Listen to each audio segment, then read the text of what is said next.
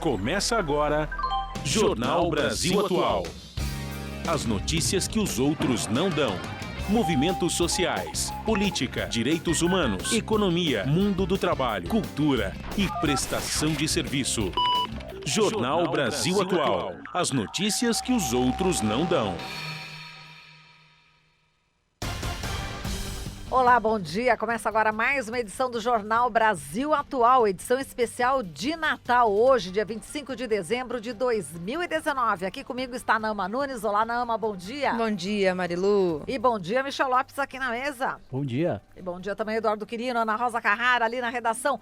Bom, a gente vai apresentar hoje, dia de Natal, umas entrevistas que fizemos durante o ano. E a Naama já vai falar pra gente agora quais as entrevistas que abrem hoje a edição especial de Natal, Naama. Isso, nós vamos retransmitir então aqui a entrevista que foi realizada com a jornalista e escritora Bianca Santana e também posteriormente a outra entrevista com a socióloga Sabrina Fernandes, Marilu. Vamos lá, vamos ouvi-las.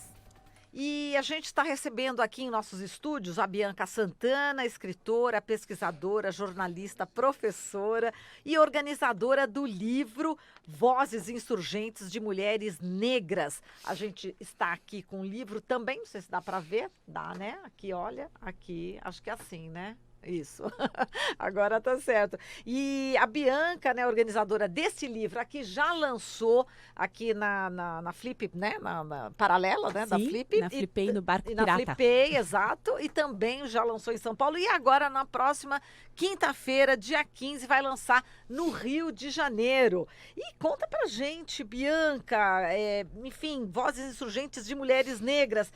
Existe, né, na realidade, a ideia de que não se visibiliza, né, o que a mulher negra pensa aqui no Brasil.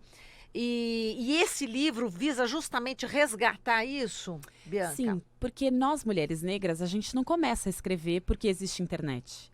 E muitas vezes as pessoas falam, não, porque agora tem tantas publicações, porque o mercado editorial finalmente tem descoberto que as mulheres negras vendem. Mas essa não é uma questão só de mercado, é uma questão de produção intelectual. E tem um subtítulo no livro, né, que é do século XVIII à primeira década do século XXI. Então, desde o século XVIII, pelo menos, mulheres negras brasileiras escrevem, produzindo conhecimento, demandando a luta, né, fazendo a luta por direitos a partir da escrita em vários gêneros. Então, nesse livro tem carta, crônica, artigo, ensaio, texto de jornal, samba, poema. E do século XVIII, por exemplo, né, a primeira década do século XXI, que mulheres são essas que a gente não conhece, hein? Lá do século XVIII, vamos começar lá para trás. Pois é, a gente passa anos na escola estudando o que foi, por exemplo, o período da escravidão, sem compreender como se deu a resistência à escravidão no Brasil, à escravidão negra. Aí no livro tem uma carta que Esperança Garcia, uma mulher africana, escravizada no Piauí, escreveu perto de 1770.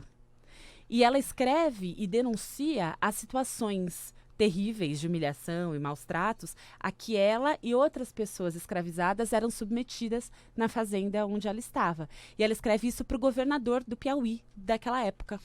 Então era uma mulher que no século XVIII não só dominava a leitura e a escrita, como compreendia a escrita como arma política, de possibilidade de transformação da realidade. E aí um outro exemplo é a Maria Firmina dos Reis, né? Maranhense, né? Essa escritora. Ainda bem, cada vez mais conhecida. Uhum. Imagina, 30 anos antes da abolição, ela publica um romance chamado Úrsula, que tem grande repercussão na época, é bastante conhecido. E você mencionou, né, Bianca, essa questão da luta contra a escravidão, e porque nas escolas ainda, hoje menos, né, mas boa parte do tempo ainda se tinha essa ideia de que a abolição tinha sido um presente, uma dádiva da princesa Isabel, não se contava a história da resistência do povo negro e principalmente o papel da mulher. Exatamente isso. Graças à luta do movimento negro, a gente tem a Lei 10.639, aprovada, né, no governo Lula, que de fato obriga as escolas a trabalharem melhor história da África e do Brasil afro-brasileiro. Mas a história da resistência, ela precisa ser mais bem contada. não só da abolição, mas do que foram esses quase 400 anos de escravidão no Brasil. Porque não foi nada de leve, brando, é como falam sobre o regime militar brasileiro, foi leve. Não tem nada de leve, na escravidão muito menos. E teve muita luta, muita resistência. E o papel das mulheres na resistência era central. Exatamente. Seja as que ficavam, né, em âmbito doméstico e resistiam de várias formas ali, fosse nas plantações, fosse nas organizações familiares, nos quilombos, no candomblé, né, nas casas de santo. Falando em quilombo, tinha o Jornal do Quilombo, né? Jornal Quilombo. Sim, não era? o jornal, Bárbaro. é, Jornal Quilombo. o quilombo é da década de 40 do Rio de Janeiro. Tem um texto aí da Maria do Vale Nascimento, que escrevia nesse jornal. E muitos outros jornais da imprensa negra que a gente mal conhece. Mas entre o século XIX e ali a primeira metade do século XX, existiam centenas no Brasil todo. Tem um outro texto publicado no Clarim da Alvorada, que era da imprensa negra paulista, de uma mulher chamada Eunice Cunha.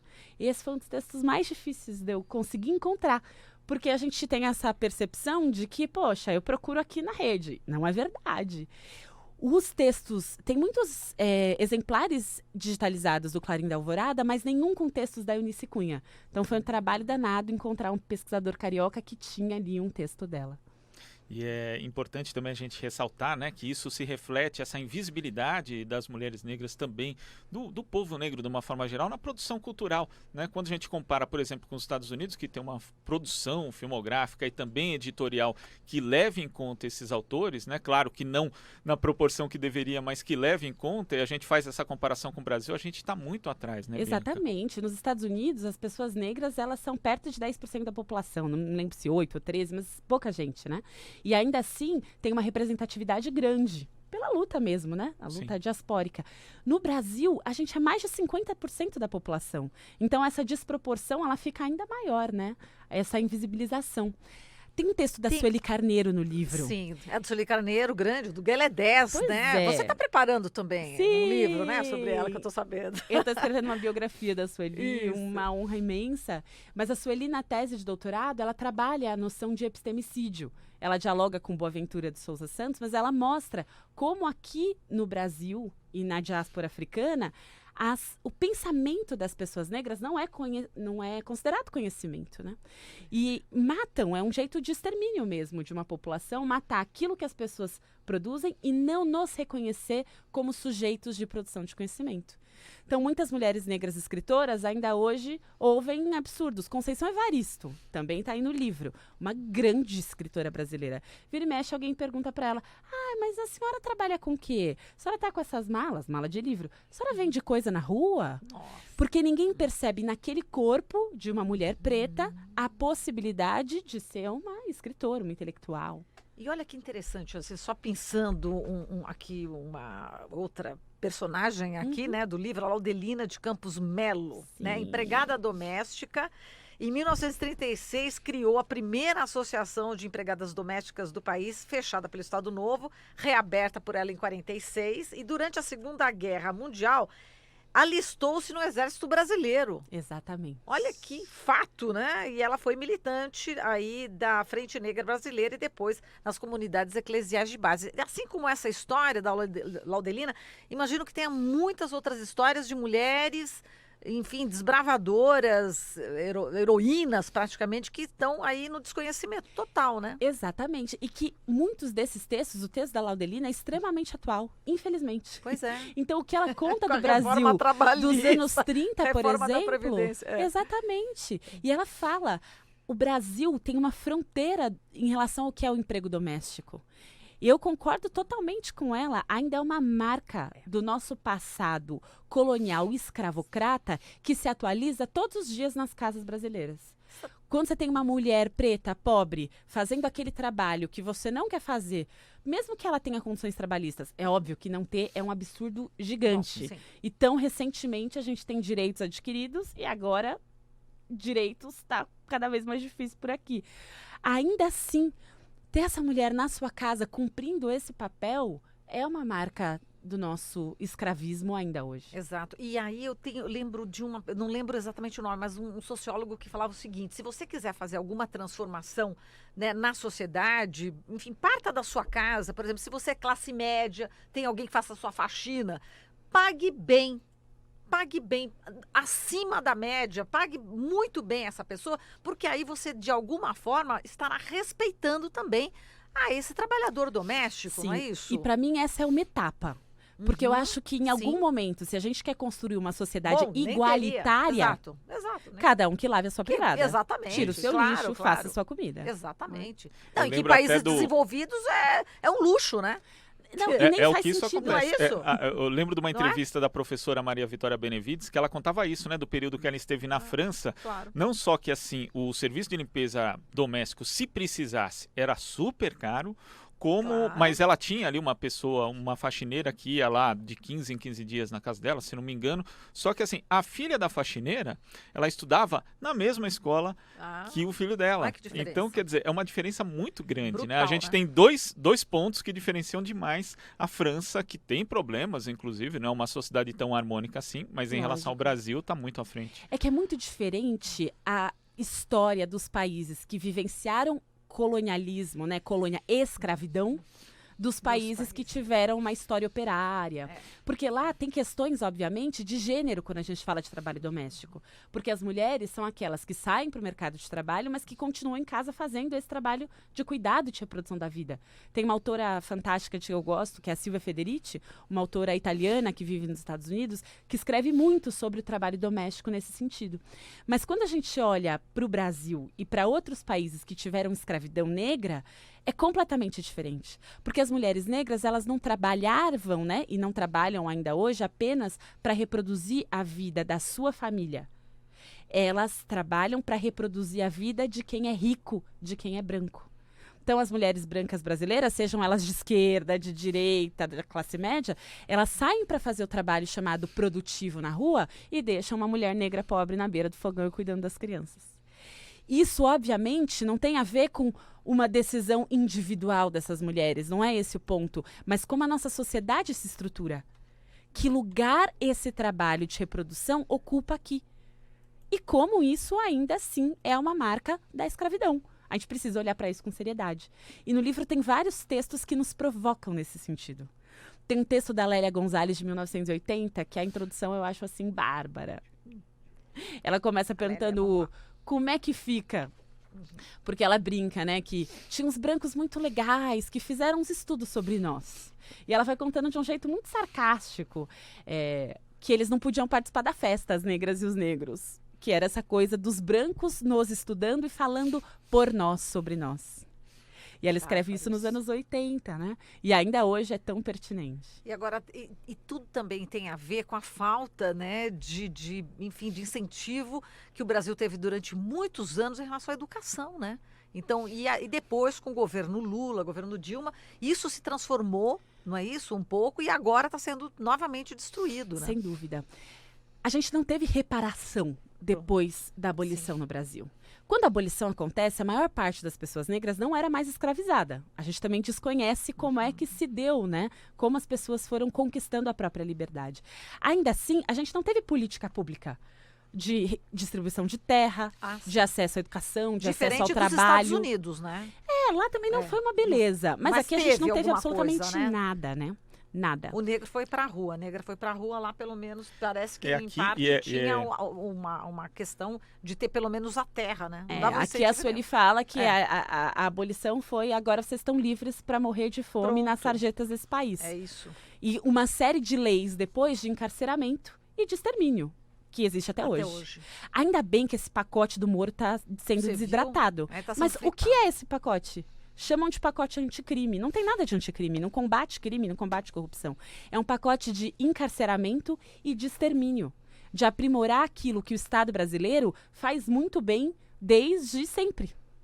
Desde a abolição, esse Estado tem o objetivo de exterminar pessoas negras, assim como é o objetivo de exterminar pessoas indígenas. A gente consegue ver isso exato. explicitamente. Tá né? claro. E é curioso, né? Porque isso é uma questão estrutural. Quando a gente vê um período pouco estudado aqui no Brasil, que é o período imperial, quando vêm os primeiros migrantes ali, né? Que é uma política eugenista. Eugenista. Né? Trazem os alemães para cá, na verdade, achando que são uma raça superior e dão todos os subsídios. Dão terra, dão política, tanto lá quanto aqui. aqui. Então, esses migrantes chegam assim muito bem amparados, e quando a gente tem ali o fim da escravidão, o fim formal da escravidão, os negros ficam sem nada. Então, quando alguém faz uma comparação... de acesso à universidade para filho de fazendeiro. Pois é. As primeiras cotas não foram para acesso à população negra. Tanto debate, imagina, já existia isso para fazendeiro no século passado. E é óbvio que o que acontece ali, né, Bianca, reflete hoje, não tem como. Não, sem dúvida. E a gente atualiza. Além de a gente ter uma herança, a gente atualiza de diversas formas. Estava falando do pacote, você falou de uma política eugenista. Ainda hoje, a gente tem isso de muitas formas. É um perigo quando a gente pensa, por exemplo, em software de reconhecimento facial, de como isso vai ser usado, né, para julgar crimes, por exemplo. Cara, imagina quem constrói esses algoritmos. São pessoas brancas, que têm determinada percepção dos rostos e das pessoas negras. Se hoje a gente tem uma série de condenações injustas, o que acontece quando a gente autonomiza, né? Automiza. Tem algo que é muito perverso no reconhecimento. Então, imagina, uma menina branca, de classe média, que convive muito pouco com pessoas negras. Ela não se reconhece. Quando ela precisa reconhecer alguém suspeito, colocam na frente dela 4 meninos negros de capuz na cabeça. Ela olha e para ela são a mesma pessoa. E ela faz reconhecimento assim. A gente tem muitas, centenas de pessoas presas injustamente também por isso. No Brasil, a gente tem uma segregação. A gente gosta de falar da apartheid que aconteceu na África do Sul, da segregação legal nos Estados Unidos, mas aqui essa segregação acontece até hoje. Eu toco num bloco afro chamado Ilu Obadimim. Nós somos quase 400 mulheres na bateria. Se eu contar para vocês a quantidade de fotos que eu recebo, assim, nossa, que linda você tocando no Ilu, e não sou eu. Não sou eu, é outra mulher negra. Só que a pessoa, ela tá tão pouco acostumada a conviver com pessoas negras, que se tiver um cabelo parecido, se tiver mais ou menos o mesmo tom, é a mesma pessoa. Bom, a gente lembra da Preta, né? Preta que está presa. Exato. Preta Ferreira presa hoje, justamente enquanto a gente tem essa conversa. Agora, falando nesse Brasil que a gente está vivendo hoje, as religiões são perseguidas, e a gente está vendo aqui a mãe Estela de Oxóssi, não é isso? De Salvador, né, da Bahia. E também queria que você falasse sobre essa questão, né, das, enfim, religiões de matriz africana perseguidas. E a gente tem nomeado como racismo religioso, porque é disso que se trata. Mesmo quando levanto essa questão de abate de animais, se a preocupação é com os animais, não dá para ter no agronegócio abate de boi do jeito que é, com tudo que a gente sabe da soja, comprando carne no supermercado, na bandejinha, entendeu? Se a preocupação é com o animal, não dá para comprar carne na bandejinha no supermercado. O abate religioso, ele tem um contexto muito cuidado. Além de o animal não sofrer, as pessoas, elas comem tudo o que é abatido num ritual religioso. É outra coisa. Não tem absolutamente nada a ver com isso. É racismo de fato. A quantidade de casas, roças, terreiros de candomblé destruídos atualmente, a perseguição que as religiões de matriz africana vêm sofrendo, gente de branco apedrejada nas ruas, colar de contas destruídos. É um terror. E como as casas de candomblé são até hoje essenciais para as comunidades negras se constituírem e foram essenciais para a gente chegar até aqui. Num projeto de Estado de nos exterminar, as famílias negras se formaram não a partir de vínculo de sangue, né, durante a escravidão e no pós-abolição, mas vínculos espirituais, vínculos comunitários, no candomblé especialmente. E o texto da mãe Estela de Oxóssi, que está no livro, é uma beleza, é um conto maravilhoso, que mostra como é que a Casa de Santo foi também um suporte material para as pessoas que mais precisavam. E mãe Estela é escritora, quase 40 livros publicados. Nossa, quem sabe disso, né? E como é que a gente consegue adquirir esse livro, hein, Bianca? Esse livro, ele foi feito pela editora Masa em parceria com a Fundação Rosa Luxemburgo, que é cooperação, dinheiro alemão. Então esse livro está disponível gratuitamente para download da internet, numa licença aberta de direito autoral. Então é só entrar no site da Fundação Rosa Luxemburgo e baixar o livro completo. Os exemplares impressos a gente tem distribuído em oficinas de escrita e debates feitos em vários lugares. Por exemplo, no Rio de Janeiro, na quinta-feira, agora, quem vai participar do debate Exatamente. também da oficina? Dia 15 de agosto, com Aniele Franco, nossa queridíssima companheira do Instituto Marielle Franco, e a Carol Rocha, pesquisadora e que tem feito oficinas de escrita muito potentes. E depois do Rio, a gente vai ter lançamento em Salvador, Belo Horizonte, São Luís. Dá para acompanhar pelas redes e no site da Fundação Rosa Luxemburgo. Ah, que bacana. A gente tem ouvintes em todos esses estados aí que você falou. Que né? muito legal. Isso, o pessoal, inclusive, parabenizando a Dilma Lessa. Parabéns ao jornal por trazer esta grande mulher brasileira profundamente conhecedora e difundidora da situação do Brasil. Ah, muita honra. Parabéns, Bianca. Muito obrigada, Dilma. Obrigada a vocês pelo convite. Um prazer enorme estar com vocês. Então vamos lá, no Rio de Janeiro, só para o pessoal carioca, os ouvintes cariocas, telespectadores, onde é que vai ser? 15 de agosto, na Casa das Pretas. À tarde, às 15 horas, tem uma oficina de escrita, com vagas limitadas, tem que se inscrever antes, mas às 19 horas é o lançamento, um debate aberto, tenho certeza Quem que vai vai ser uma participar? conversa E só ótima. lembrando novamente. Lembrando a presença da Aniele Franco e da Uhum. Carolina Rocha, Muito numa bem. conversa muito boa sobre a escrita das mulheres negras e como a gente é sim produtora de conhecimento. Que maravilha. E Casa das Pretas fica na Rua dos Inválidos, 122, na Lapa, no Rio de Janeiro. Parabéns, Bianca. Muito obrigada. Demais. Achei Muito bom. maravilhoso aqui esse livro e também a sua entrevista. Show. Queridas, muito obrigada, Obrigada, viu? viu, Bianca? Bom dia, obrigada, Bom gente. Bom dia. dia. Falamos aqui com a Bianca Santana, ela que é escritora, pesquisadora, jornalista, professora, tudo de bom e organizadora do livro Vozes Insurgentes de Mulheres Negras. Aqui você ouve as notícias que os outros não dão. Jornal Brasil Atual. A nossa convidada agora é a Sabrina Fernandes, socióloga, produtora do canal Tese 11 no YouTube e autora do livro Sintomas Mórbidos, a encruzilhada da esquerda brasileira. Olá, Sabrina, prazer em falar com você, bom dia. Bom dia, como é que vocês estão aí no estúdio? Tudo certo, frio, viu, Sabrina? Tá um pouquinho frio aqui. Aqui também, aqui também. Pois é, a política quente, né? A política bastante quente. A gente acabou de falar aqui com o Safatli, falando sobre a esquerda e agora, novamente, a gente vai dar um mergulho sobre esse tema também com você, né? No livro Sintomas Mórbidos, né? A encruzilhada da esquerda brasileira. Estava começando a ler teu livro, Sabrina, e logo no começo você coloca essa questão, né? Que enfim, a interpretação da fragmentação, né, e do anseio por unidade, né, nessa esquerda, tem significados amplamente diferentes, é isso, né? Sim, é verdade. A gente ouve comumente, né, que a esquerda precisa se unir, o que falta é unidade, mas a própria versão de unidade das pessoas é muito diferente. Tem uma galera que fala de unidade como se fosse simplesmente coalizão eleitoral, por exemplo, e tem pessoas que acreditam que é unidade a todo custo, então pode-se atropelar todas as diferenças, que não são poucas, são diferenças de projeto político, são diferenças de tática e estratégia, e a partir disso aí, simplesmente para ter um candidato único ou uma liderança única. E o que eu discuto no livro é justamente o que precisa ser resolvido para que a unidade seja um resultado dessa construção. E como é que faz essa construção? A gente estava ouvindo aqui o Safatli e, gente, nossa, o pior dos mundos, né? Que a gente está vivendo no Brasil. Como é que você vislumbra? Ele acha que realmente está difícil, enfim, ter essa unidade ou o que ter no lugar do que está, né? E como é que você vê a saída, enfim, para a esquerda brasileira? Eu, inclusive, estive numa mesa recentemente com o Safatli, em que a gente debateu um pouco disso lá em Paraty, na Flipei.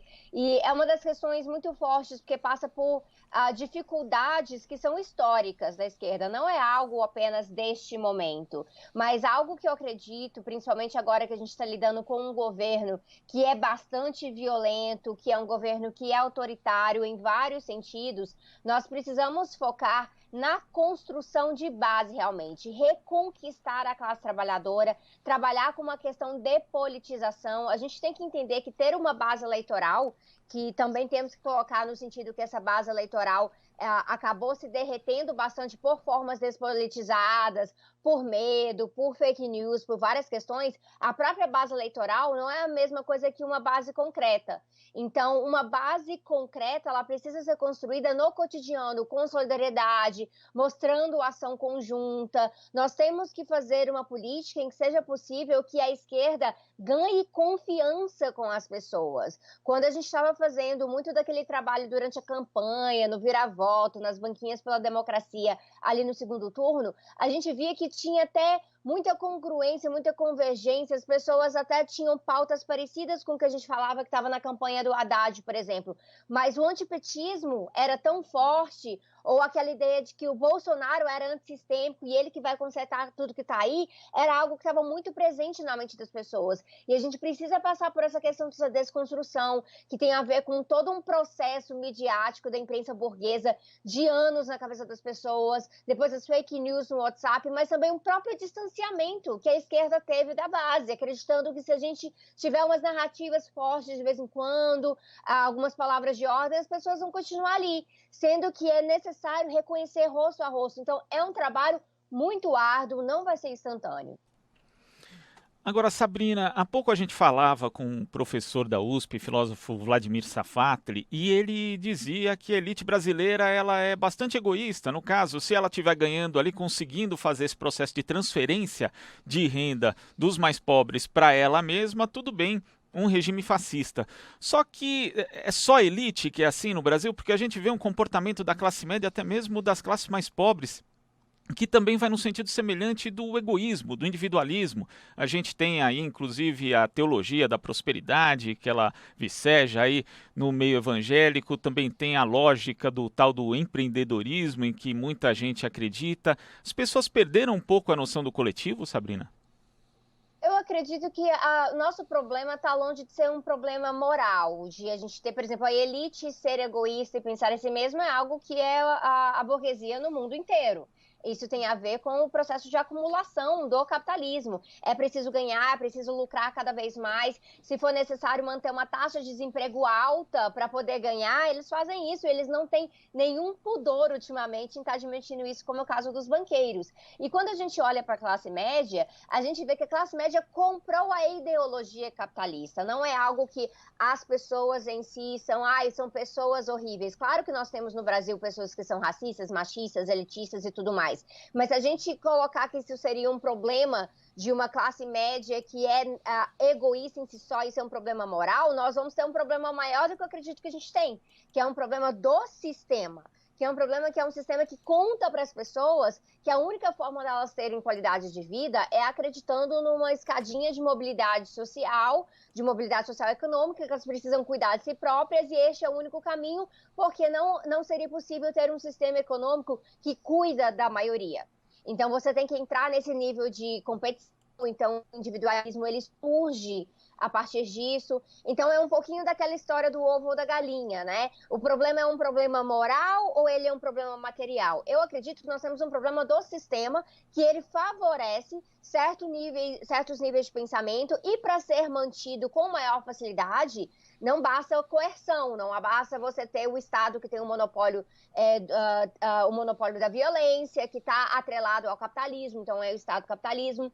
É necessário, então, você também está reproduzindo ideologias que ajudam a manter as pessoas consentidas em relação a isso. O que a gente vê com fenômenos, por exemplo, do empreendedorismo, do coach e tudo mais, isso tem muito a ver com esse sistema, porque casa. Essas questões estão muito relacionadas. Então, para mim, é necessário a gente estar agindo sempre com muita firmeza, com muito rigor, na nossa posição como anticapitalistas. Porque demonstrando que o capitalismo é um sistema que é podre em si só, e que ele não funciona, em que ele normaliza pessoas em situação de rua, que é um sistema que necessita que mesmo um tempo que a gente tem o que seria chamado de pleno emprego pelos economistas, depois de uma crise econômica, uma grande taxa de desemprego, isso é normalizado porque é necessário para essa burguesia estar se recuperando. Nós temos que questionar, será que é normal a gente viver numa sociedade que é assim? Será que a gente não poderia construir uma alternativa?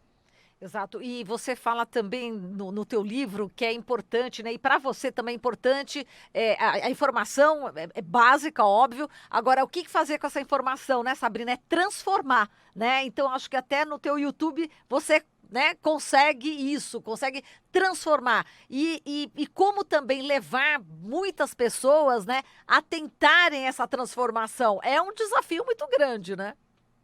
Bastante, mas isso passa por organização. Isso é uma coisa que eu tento enfatizar muito para as pessoas, porque senão a gente corre o risco, todos nós que estamos frustrados, indignados, ou que temos até uma posição muito específica já em relação ao que projeto político que a gente quer, se a gente ficar assim só na internet reclamando, ou para os amigos e tudo mais, a gente vai absorver muita informação, a gente vai ficar muito frustrado e a gente não vai ter como dar vazão a isso. E não por acaso tem tanta gente passando agora por situações graves de saúde mental, tentando entender como é que é viver no Brasil em 2019, sendo que o governo Bolsonaro mal começou. Então a gente precisa saber o que a gente vai fazer com isso. Como é que se derruba o Bolsonaro à esquerda? Não é esperar que as alianças dele dentro da direita comecem a derreter por si próprias e a direita acabe retirando o Bolsonaro, porque o projeto que vai estar aí ainda vai ser um projeto capitalista. Vai ter modificações aqui e ali, mas ainda vai ser algo que a gente não quer para a nossa sociedade. Então a gente tem que construir uma alternativa. Isso só se faz coletivamente, isso só se faz no cara a cara. A esquerda não vai conquistar as pessoas com um vídeo mágico que a gente vai jogar no WhatsApp, nos grupos políticos, nos grupos de trabalho, nos grupos de família, e as pessoas vão acordar para isso. Temos que mostrar serviço. Isso só se faz coletivamente. Então, eu sempre incentivo para as pessoas, se você está no local de trabalho em que há um sindicato, tente se filiar ao seu sindicato, dispute o seu sindicato com uma chapa, com o seu coletivo. Se você está num bairro, procure os movimentos sociais, procure os movimentos de comunidade, procure partidos. É muito importante a gente lembrar que a ferramenta partido ela é necessária porque ela é uma ferramenta de maior totalidade. Ela apresenta um projeto político para além daquela sua situação imediata, da demanda material imediata. Então, há um movimento, sim, muito antipartido no Brasil hoje, pessoas que não querem bandeiras, pessoas que têm rejeição. E como é que a gente reverte isso? Não é simplesmente falando, não, você vai ter que engolir o partido, querendo ou não. A gente precisa fazer com que os partidos façam sentido na cabeça das pessoas, porque elas hoje identificam partido com legenda. E partido não é só algo que está ali, uma organização que está ali somente para o momento eleitoral.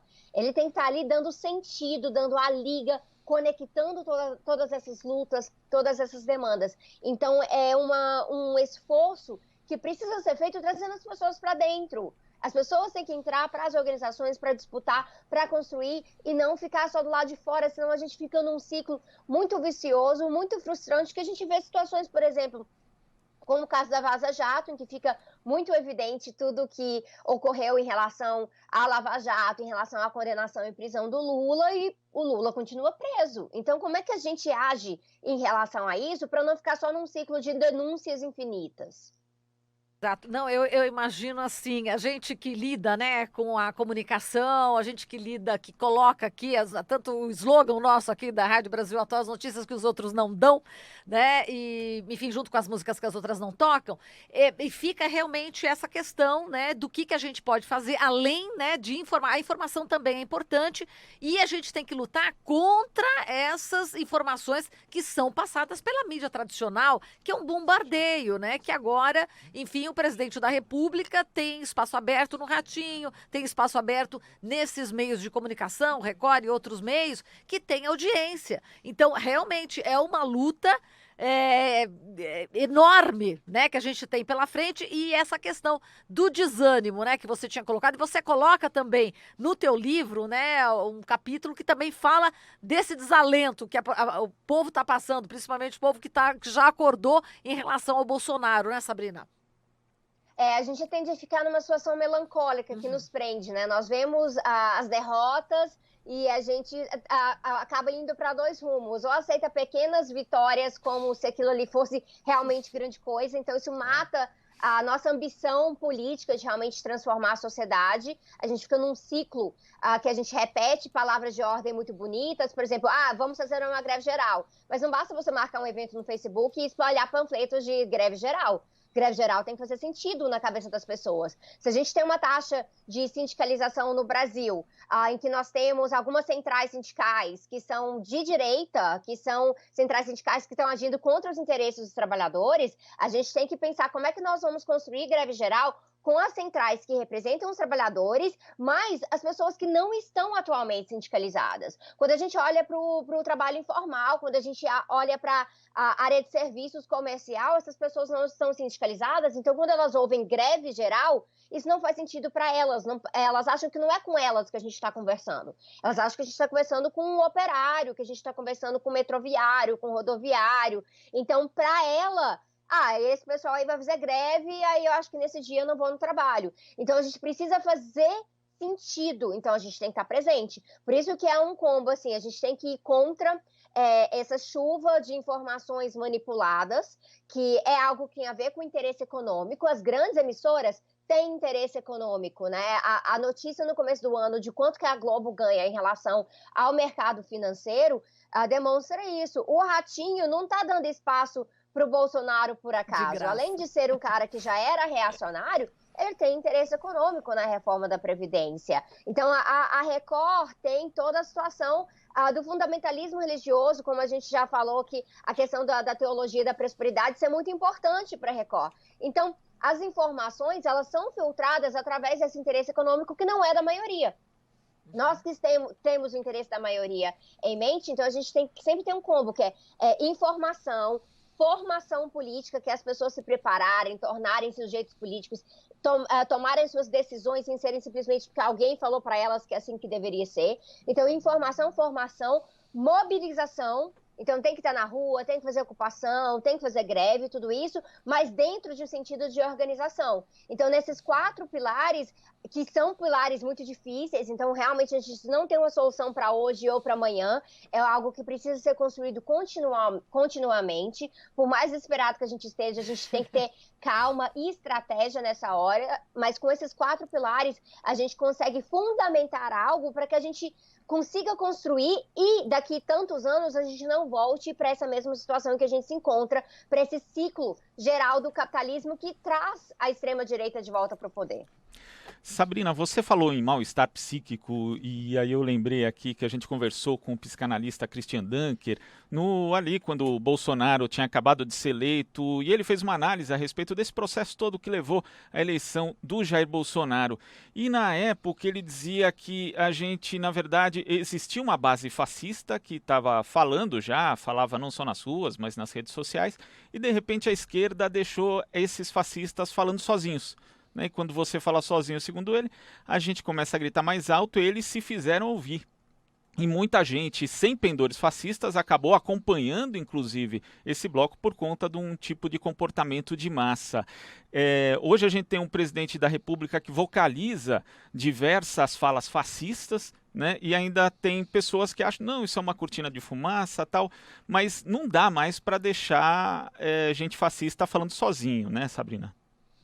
A gente tem que entrar para a disputa, e só que a gente tem que saber que a gente não vai fazer ela no mesmo nível ou com as mesmas táticas que eles. Então, por exemplo, fake news de esquerda é algo que é inaceitável.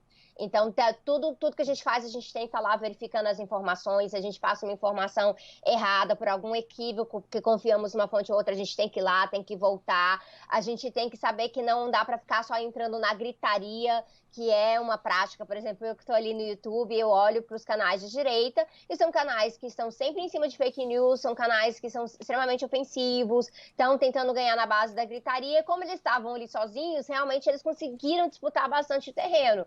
Então, eu acredito... Então, eu acredito... Bom, picotou agora, Sabrina. Trabalhando Desculpa, com... Sabrina, é que picotou exatamente. Oi. Nós estamos... Sim. Você podia repetir o seu final, por favor, que picotou aqui no Skype. Sim. Porque nós que estamos ali no YouTube, a gente vê muito disso, né? A gente vê que essa disputa ali no YouTube de canais de YouTube de direita que são extremamente ofensivos e agressivos. Então, não dá para fazer isso da mesma maneira. Então, eu acredito que a gente tem que, sim, focar muito na formação. As pessoas precisam aprender pensamento crítico, com autonomia, daquele jeitinho do Paulo Freire. Paulo Freire não é odiado pela direita brasileira por acaso. Ele é odiado porque ele trouxe ferramentas, reflexões que nos ajudam a orientar as pessoas a tomarem decisões por conta própria, a avaliarem a situação por conta própria de acordo com aquilo. E aí eu tenho repetido isso bastante, mas é porque eu acho que isso é importante. Aquilo que faz sentido na sua realidade. Não faz sentido, na realidade, de uma pessoa trabalhadora acreditar que no sistema capitalista, que é extremamente hierarquizado, que é realmente em cima de uma pirâmide, então de uma minoria ganhando em cima de uma maioria, basta você acordar cedo todo dia e trabalhar bastante que um dia você vai chegar lá. Não faz sentido, por quê? Não é isso que acontece historicamente. Então, ensinar esses métodos de avaliação da realidade são muito importantes. Isso toma tempo, sim, mas a gente está fazendo aquela combinação clássica do marxismo, sabe? De agitação e propaganda.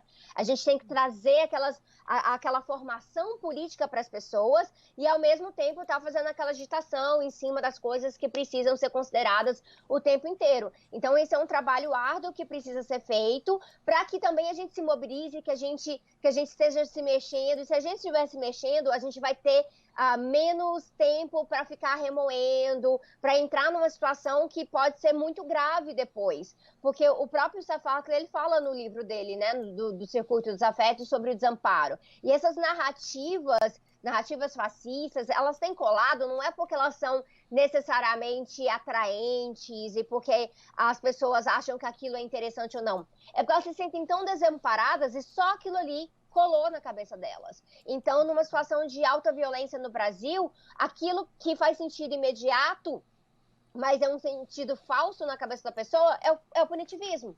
Então, nós temos que mostrar que, olha, não, mas o encarceramento vai justamente das pessoas que estão na periferia. O encarceramento, eles constroem em cima do racismo. O encarceramento não resolve as nossas taxas de violência. Muito ao contrário, a guerra às drogas não funciona, ela é uma guerra à população pobre. Então, tá desmistificando essas coisas é um dos fatores em que a gente tem que estar investindo com muita força realmente. Tá certo, Sabrina. E com essa força que você passa pra gente, a gente encerra a entrevista de hoje, te convidando para outras oportunidades aqui no Jornal Brasil Atual. Um grande abraço para você. Muito obrigada, Marilu Glauco, foi um prazer e eu espero que os nossos esforços de comunicação cheguem cada vez mais longe. Com certeza, um grande abraço, oxalá. Falamos aqui com a Sabrina Fernandes, socióloga, produtora do canal Tese 11 no YouTube e autora do livro Sintomas Mórbidos, a encruzilhada da esquerda brasileira. Você está ouvindo Jornal Brasil Atual. As notícias que os outros não dão. E agora nós vamos apresentar a entrevista que foi feita na Penitenciária Feminina de Santana com a Preta Ferreira, quando ela foi presa junto com outras lideranças de movimentos de moradias aqui de São Paulo. E depois também, posteriormente, a gente vai trazer uma nova entrevista que foi feita com a Preta aqui nos estúdios da Rádio Brasil Atual, quando ela deixou a prisão depois de 108 dias. Ela esteve aqui junto com a família dela, falando sobre os 108 dias que passou lá presa na Penitenciária Feminina de Santana, né, Marilô? É isso aí, não. Mas tem uma novidade em relação à Preta, não é isso? Tem. A novidade é que, finalmente, a Preta foi liberada pela Justiça para trabalhar aos finais de semana, sair de casa nos finais de semana e também durante a semana de segunda a sexta-feira também. Ela estava impedida de sair durante a noite. Sim. E agora a Justiça finalmente concedeu para ela essa volta, né? Pode voltar então aos palcos nos finais de semana, trabalhar e ter a vida social dela restabelecida. Muito bem, portanto tá aí a Preta, que é artivista, ela que é ativista e também artista, canta lindamente. Vamos ver primeiro a reportagem, ouvir a reportagem de Naama Nunes com a Preta e depois todo mundo junto aqui com a família dela.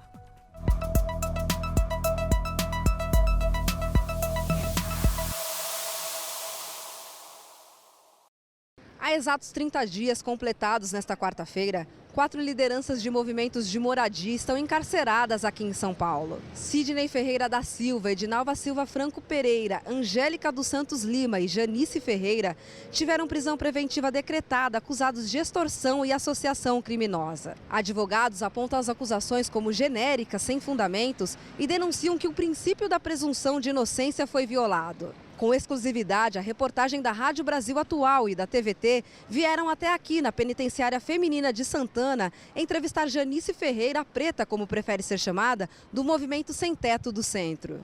As lideranças são acusadas de extorsão e formação de grupo para a prática criminosa. Segundo a Polícia Civil, 13 denúncias anônimas apontaram que os acusados vinham realizando cobranças ilegais de aluguéis no interior das ocupações. A prisão é o desdobramento da investigação do desabamento Wilton Paes de Almeida no Largo do Paissandu em maio do ano passado. A defesa dos detidos afirma que nenhum deles tinha relação com a ocupação deste prédio. As prisões atingem principalmente membros do movimento Sem Teto do Centro e do movimento de Moradia para Todos, que classificam o processo como um ato político destinado a minar os movimentos sociais e suas lideranças. Preta, como prefere ser chamada então, 30 dias aqui na penitenciária, 30 dias sem sair às ruas. Como têm sido seus dias aqui? 30 dias de justiça, eu digo. 30 dias de uma prisão indevida, porque eu não sou bandida, eu sempre trabalhei. Eu estou presa porque eu nasci num país, mulher, preta, pobre, onde quem manda são os homens brancos, racistas e machistas. Eu estou presa porque eu briguei lá fora pelos meus direitos constitucionais. Quem deveria estar presa é quem não cumpriu com esses deveres constitucionais, porque moradia é um direito constitucional. Eu nasci nessa república, eu não estou pedindo para eles, eu tenho direito, é meu direito, é constitucional. Então quer dizer que uma pessoa que nasce num país onde não faz prevalecer o que está em Constituição e luta por isso, ela é presa injustamente. Cadê as provas? Qual foi o crime que eu cometi? Onde estão essas provas? Quer dizer que é fácil uma pessoa ir lá me denunciar, uma pessoa entre 300 que dizem outras coisas, e eu estou aqui presa 30 dias. Sem poder me defender, sem poder mostrar a verdade. 30 dias de justiça, que é isso que a justiça brasileira está fazendo. Injustiça.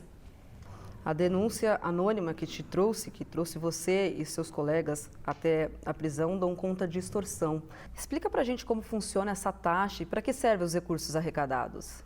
Extorsão. Tudo que eles pagaram, eu também paguei. Eu também pago. Eu não posso extorquir alguém e dar comprovante dessa extorsão, porque o movimento ele trabalha assim, ele dá comprovante de seus pagamentos, de quando a pessoa paga. Essas taxas, elas foram decididas pelos próprios moradores, para justamente não haver roubo. A prefeitura, o governo, ele deixa o prédio lá abandonado, a gente vai lá, ocupa, e você acha que quando a gente chega nesse prédio, esse prédio está lindo, está maravilhoso, está tudo funcionando? Não. Quem é que vai pagar por isso? Então, de algum lugar tem que sair. Ou a gente conserta o prédio, ou deixa do jeito que eles querem, que a prefeitura exige, ou a gente vai para a rua. Quem é que vai pagar? Não há extorsão. Essa denúncia de extorsão veio do ano passado, quando houve a posse do Cambridge, onde pessoas infelizes que não fazem parte da demanda denunciaram dizendo que a gente estava praticando extorsão. Esse já é o segundo processo referente a isso. E houve a necessidade de provar que era mentira. E, mais uma vez, eu estou presa porque alguém foi lá e denunciou. E onde estão essas provas sobre essas denúncias? Porque é fácil, né? A pessoa vai lá e fala, tá tudo bem. E eu estou presa porque alguém foi lá e falou. Mas onde está meu direito como cidadã brasileira de me defender? Onde eu fico nessa história? Tá, tudo bem, foi uma denúncia. Houve a denúncia, e por que eu não tenho o direito de me defender? Por que eu estou presa antes mesmo de provar se essa denúncia é verídica ou não?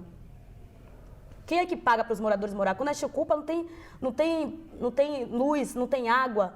O prédio está deteriorado. Visitem a ocupação 9 de julho, que vocês vão ver o antes e o depois. Vocês vão ver para onde vão esse dinheiro de extorsão. Vocês vão ver todas as notas de tudo que nós fazemos, todas as reformas. A prefeitura, o governo não nos ajuda em nada. Tudo sai do nosso bolso. E o mesmo que eles pagaram, eu também paguei.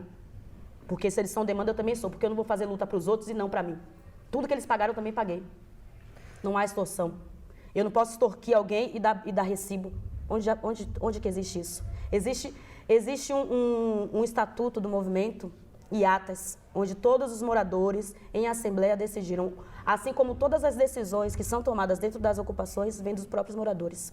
Tudo é decidido em assembleia. São eles que decidem, não sou eu. E os recursos arrecadados são utilizados ali mesmo para a benfeitoria? Dentro das próprias ocupações, para a benfeitoria, a gente paga advogado, paga porteiro. Porque quem é que trabalha de graça? Você trabalha de graça? Ninguém. Eu preciso pagar minhas contas, eu não trabalho de graça. Porteiro 24 horas, advogado, administrador, corpo administrativo, assistente social. Quem é que trabalha de graça, gente? Vocês trabalham de graça? Porque se vocês trabalharem de graça, vão lá no movimento trabalhar. Nem o governo trabalha de graça. E eu vou ter que trabalhar de graça? Não. É justo. Eu tenho que pagar. A gente tem que pagar para essas pessoas que fazem favores ao movimento. Nada de graça. Câmeras em todos os andares, extintores de incêndio que são trocados 6 em 6 meses. As escadas, tudo é reformado, tipo água, luz, pintura. Quem é que trabalha? Quem é que faz tudo isso? De onde vem esse dinheiro? Como que eu vou arrecadar esse dinheiro? De quem? Quem é que vai me dar esse dinheiro para fazer essa reforma? A prefeitura ela exige um padrão, agora depois que o prédio caiu, do Largo do Paissandu, exigiu um padrão para todas as ocupações. Quem é que paga os arquitetos? Quem é que paga os engenheiros? De onde vem esse dinheiro? Então, eu não posso extorquir alguém se esse dinheiro é para a benfeitoria para eles próprios. E eu nem mexo com dinheiro. Meu papel dentro do movimento é cultural, eu mexo com cultura. Muito pelo contrário, eu até tiro do meu bolso para dar para eles, porque às vezes eu faço um trabalho fora, onde eu levo os artistas para trabalhar lá dentro, de graça, eu não cobro dos artistas para eles ir lá no movimento para trabalhar. Muito pelo contrário, eu tiro do meu bolso para dar uma vida digna para essas pessoas. Eu estou presa injustamente porque eu quero exigir meus direitos constitucionais. A moradia é um direito constitucional, assim como a saúde, a educação, o lazer, e eu quero. Eu vou exigir. Quem decide os valores, quem decidiu esses valores foram os próprios moradores em assembleia. Existe ata registrada em cartório, lavrado em cartório. Existe um estatuto do movimento, tudo lavrado em cartório.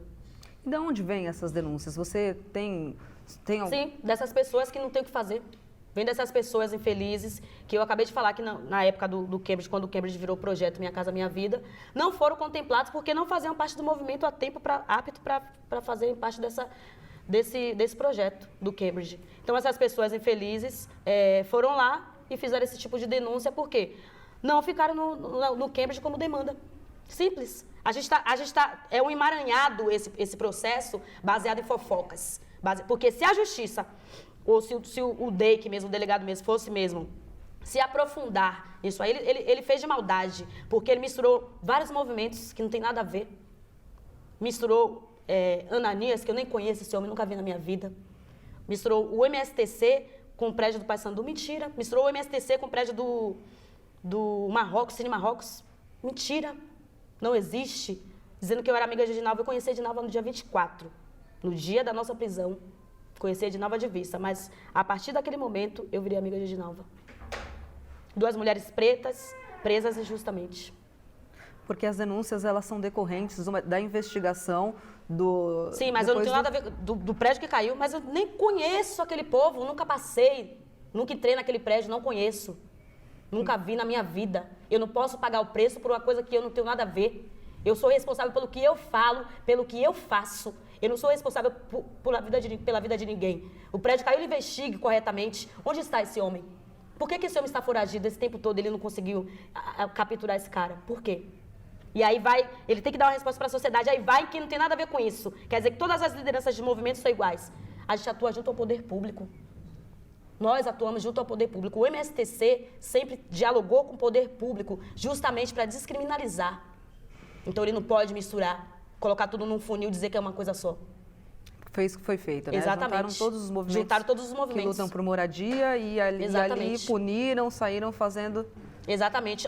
Mais uma vez, criminalizando os movimentos, destruindo vidas, que foi isso que eles fizeram. Porque minha vida está destruída, né? Porque eu estou aqui dentro, estou presa.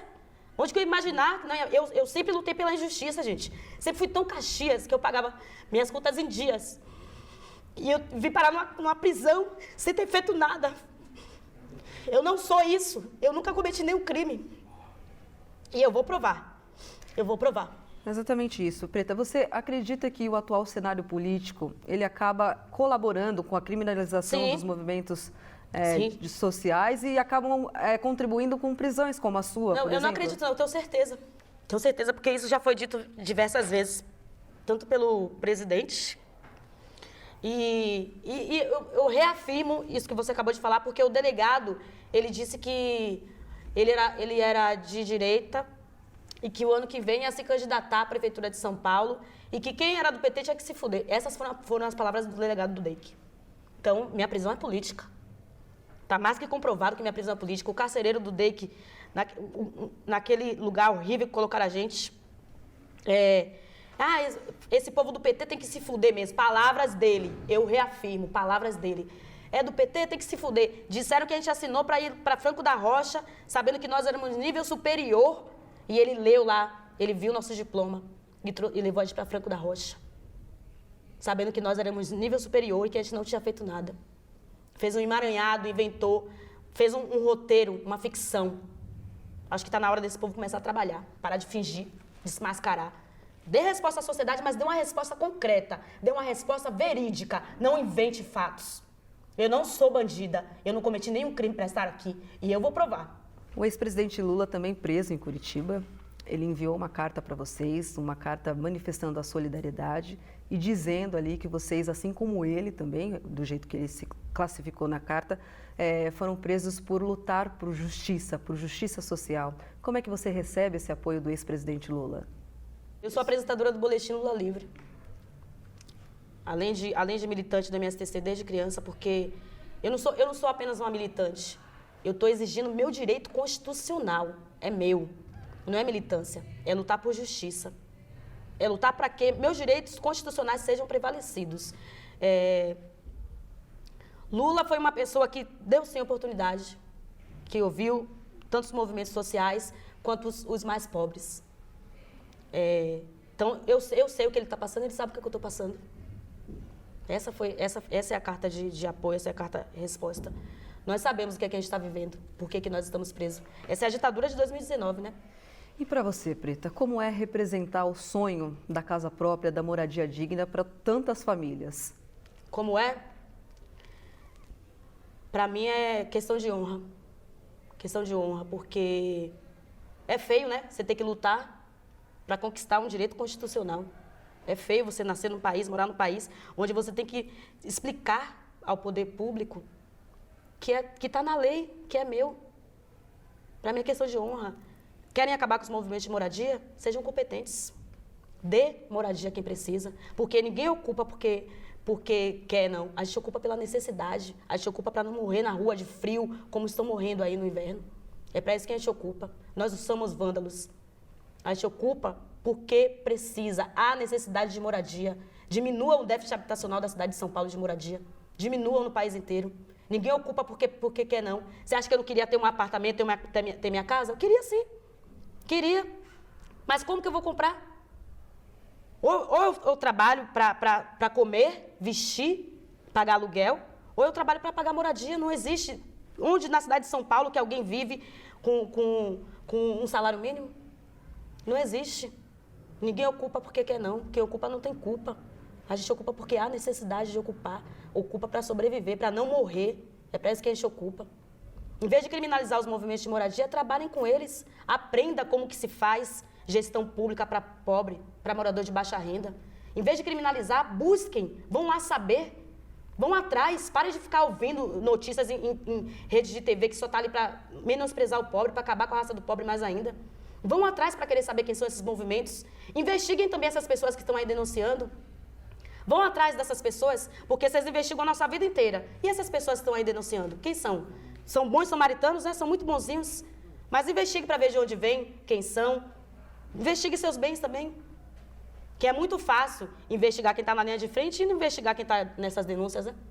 Agora sim, há aqueles que apontam, há aqueles que criminalizam, mas também logo após a prisão de vocês, os movimentos sociais, populares, lançaram um comitê de defesa pedindo, exigindo a liberdade de vocês. Também tem artistas na causa, a Maria Gadu, a Ana Canhas, Chico César, todo mundo apoiando, denunciando, fazendo movimentos, manifestações lá fora. Como é que você recebe esse apoio? Como é que você e seus colegas, né, recebem esse apoio? Porque a Edinalva também está aqui junto com você. Eu gostaria que você falasse sobre isso. Primeiro eu quero agradecer meus amigos, né, que são pessoas muito fiéis e eles também trabalham com o movimento. Eles sabem qual é o movimento que eu trabalho, que é o MSTC, e eles sabem como funciona. Nenhum artista ia dar seu nome por uma pessoa que fosse errada. Nenhum artista ia dar sua cara, sua face, ia colocar seu nome, sabendo que eu fosse uma criminosa. Então, isso já é mais uma forma de provar que eu sou inocente, de que eu estou aqui justamente. Foram para a porta do DEIC, foram lá, pediram, exigiram, manifestaram. É importante receber um apoio como este neste momento, né? É gratificante, né? É importante e isso faz com que eu tenha mais força de vontade para lutar, sabe? Isso me dá mais garra ainda. para quando eu sair daqui lutar 2 vezes mais. Eu vou sair daqui mais forte do que eu entrei, porque eles não vão me derrotar. Não vai ser essa prisão. Eles não podem me manter aqui para sempre. Uma hora eu vou ter que sair. E eu vou querer cobrar tudo e todos.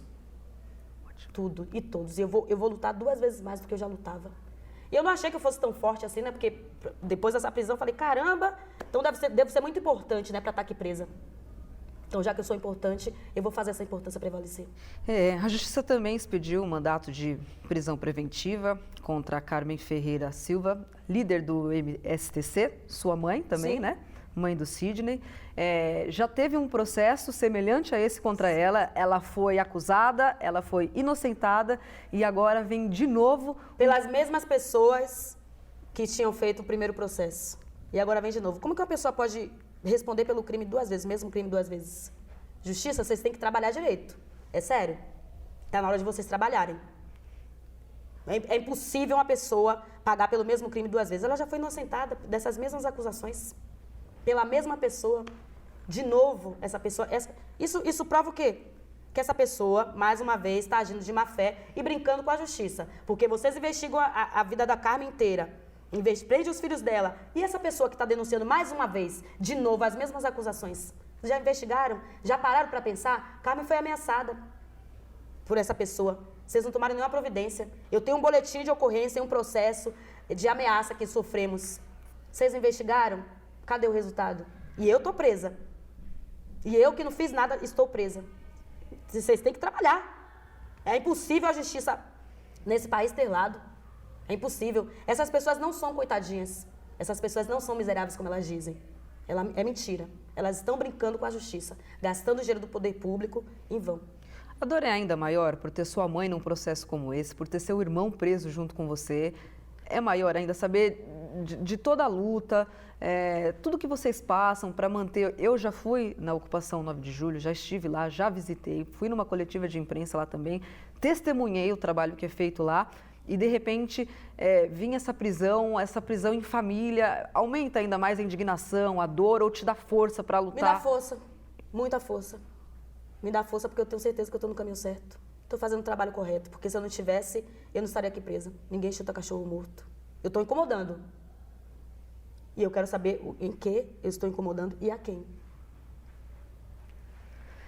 Eu queria que você falasse um pouquinho mais detalhado dos seus dias aqui. Você está onde? Você está em cela especial? Como é que tem sido o dia a dia, assim? Dá esse panorama pra gente.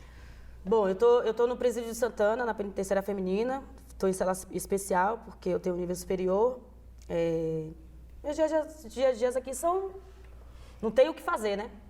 Então, eu tenho minhas companheiras, as minhas outras pessoas que estão presas lá, tipo... E é normal, tipo... Não tenho... Converso bastante, faço caminhada. Aqui eu sou tratada muito bem, não tenho do que reclamar. Então, é isso. E a sua expectativa de ir embora, de voltar para casa, de sair daqui? Deus é fiel, né? Cada dia a minha expectativa aumenta mais ainda. É o que eu falei, a prisão não é eterna e eu não vou ficar aqui para sempre. Uma hora eu vou ter que sair. Uma hora, eles não vão poder me segurar para sempre. Uma hora eu vou ter que sair.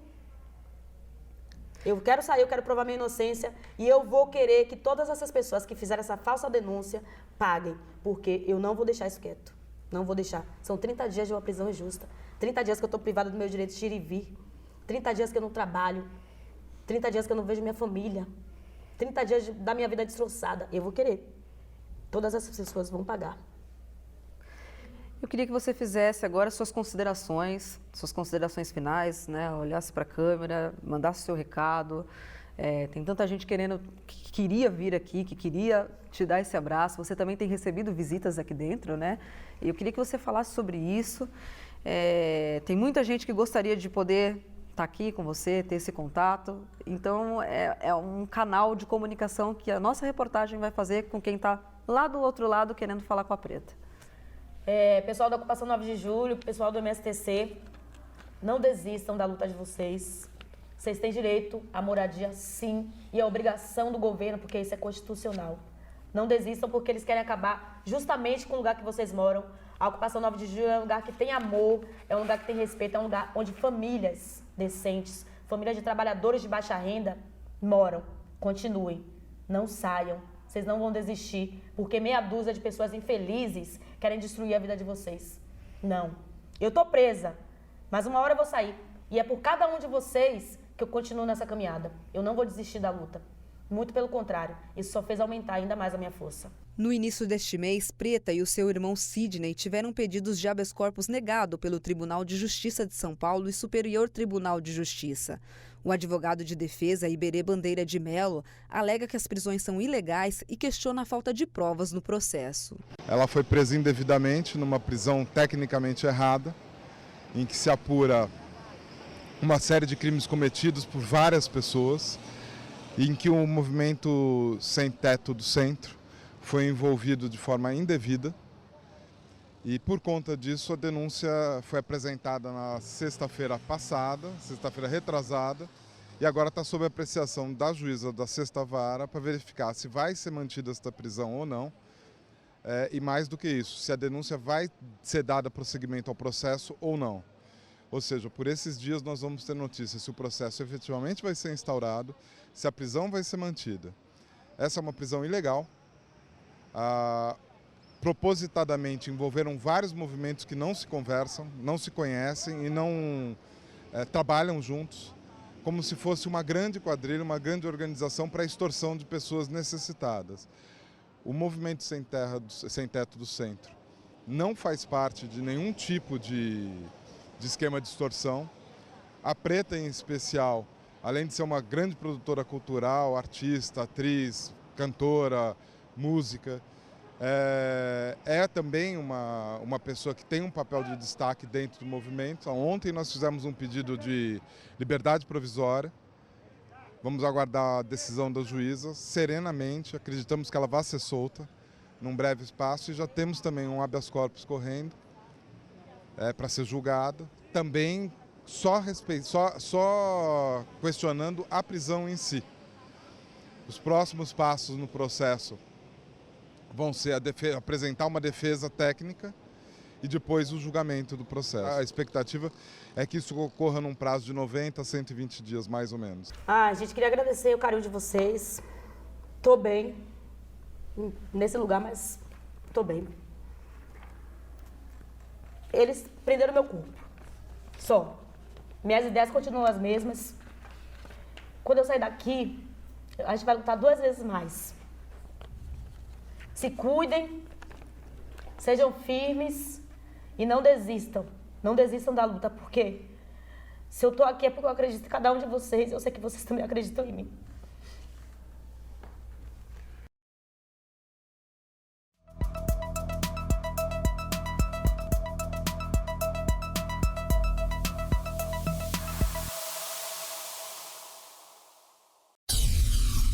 Aqui você ouve as notícias que os outros não dão. Jornal Brasil Atual. Estamos aqui com a família Ferreira. Família, porque tem mãe e filhos aqui.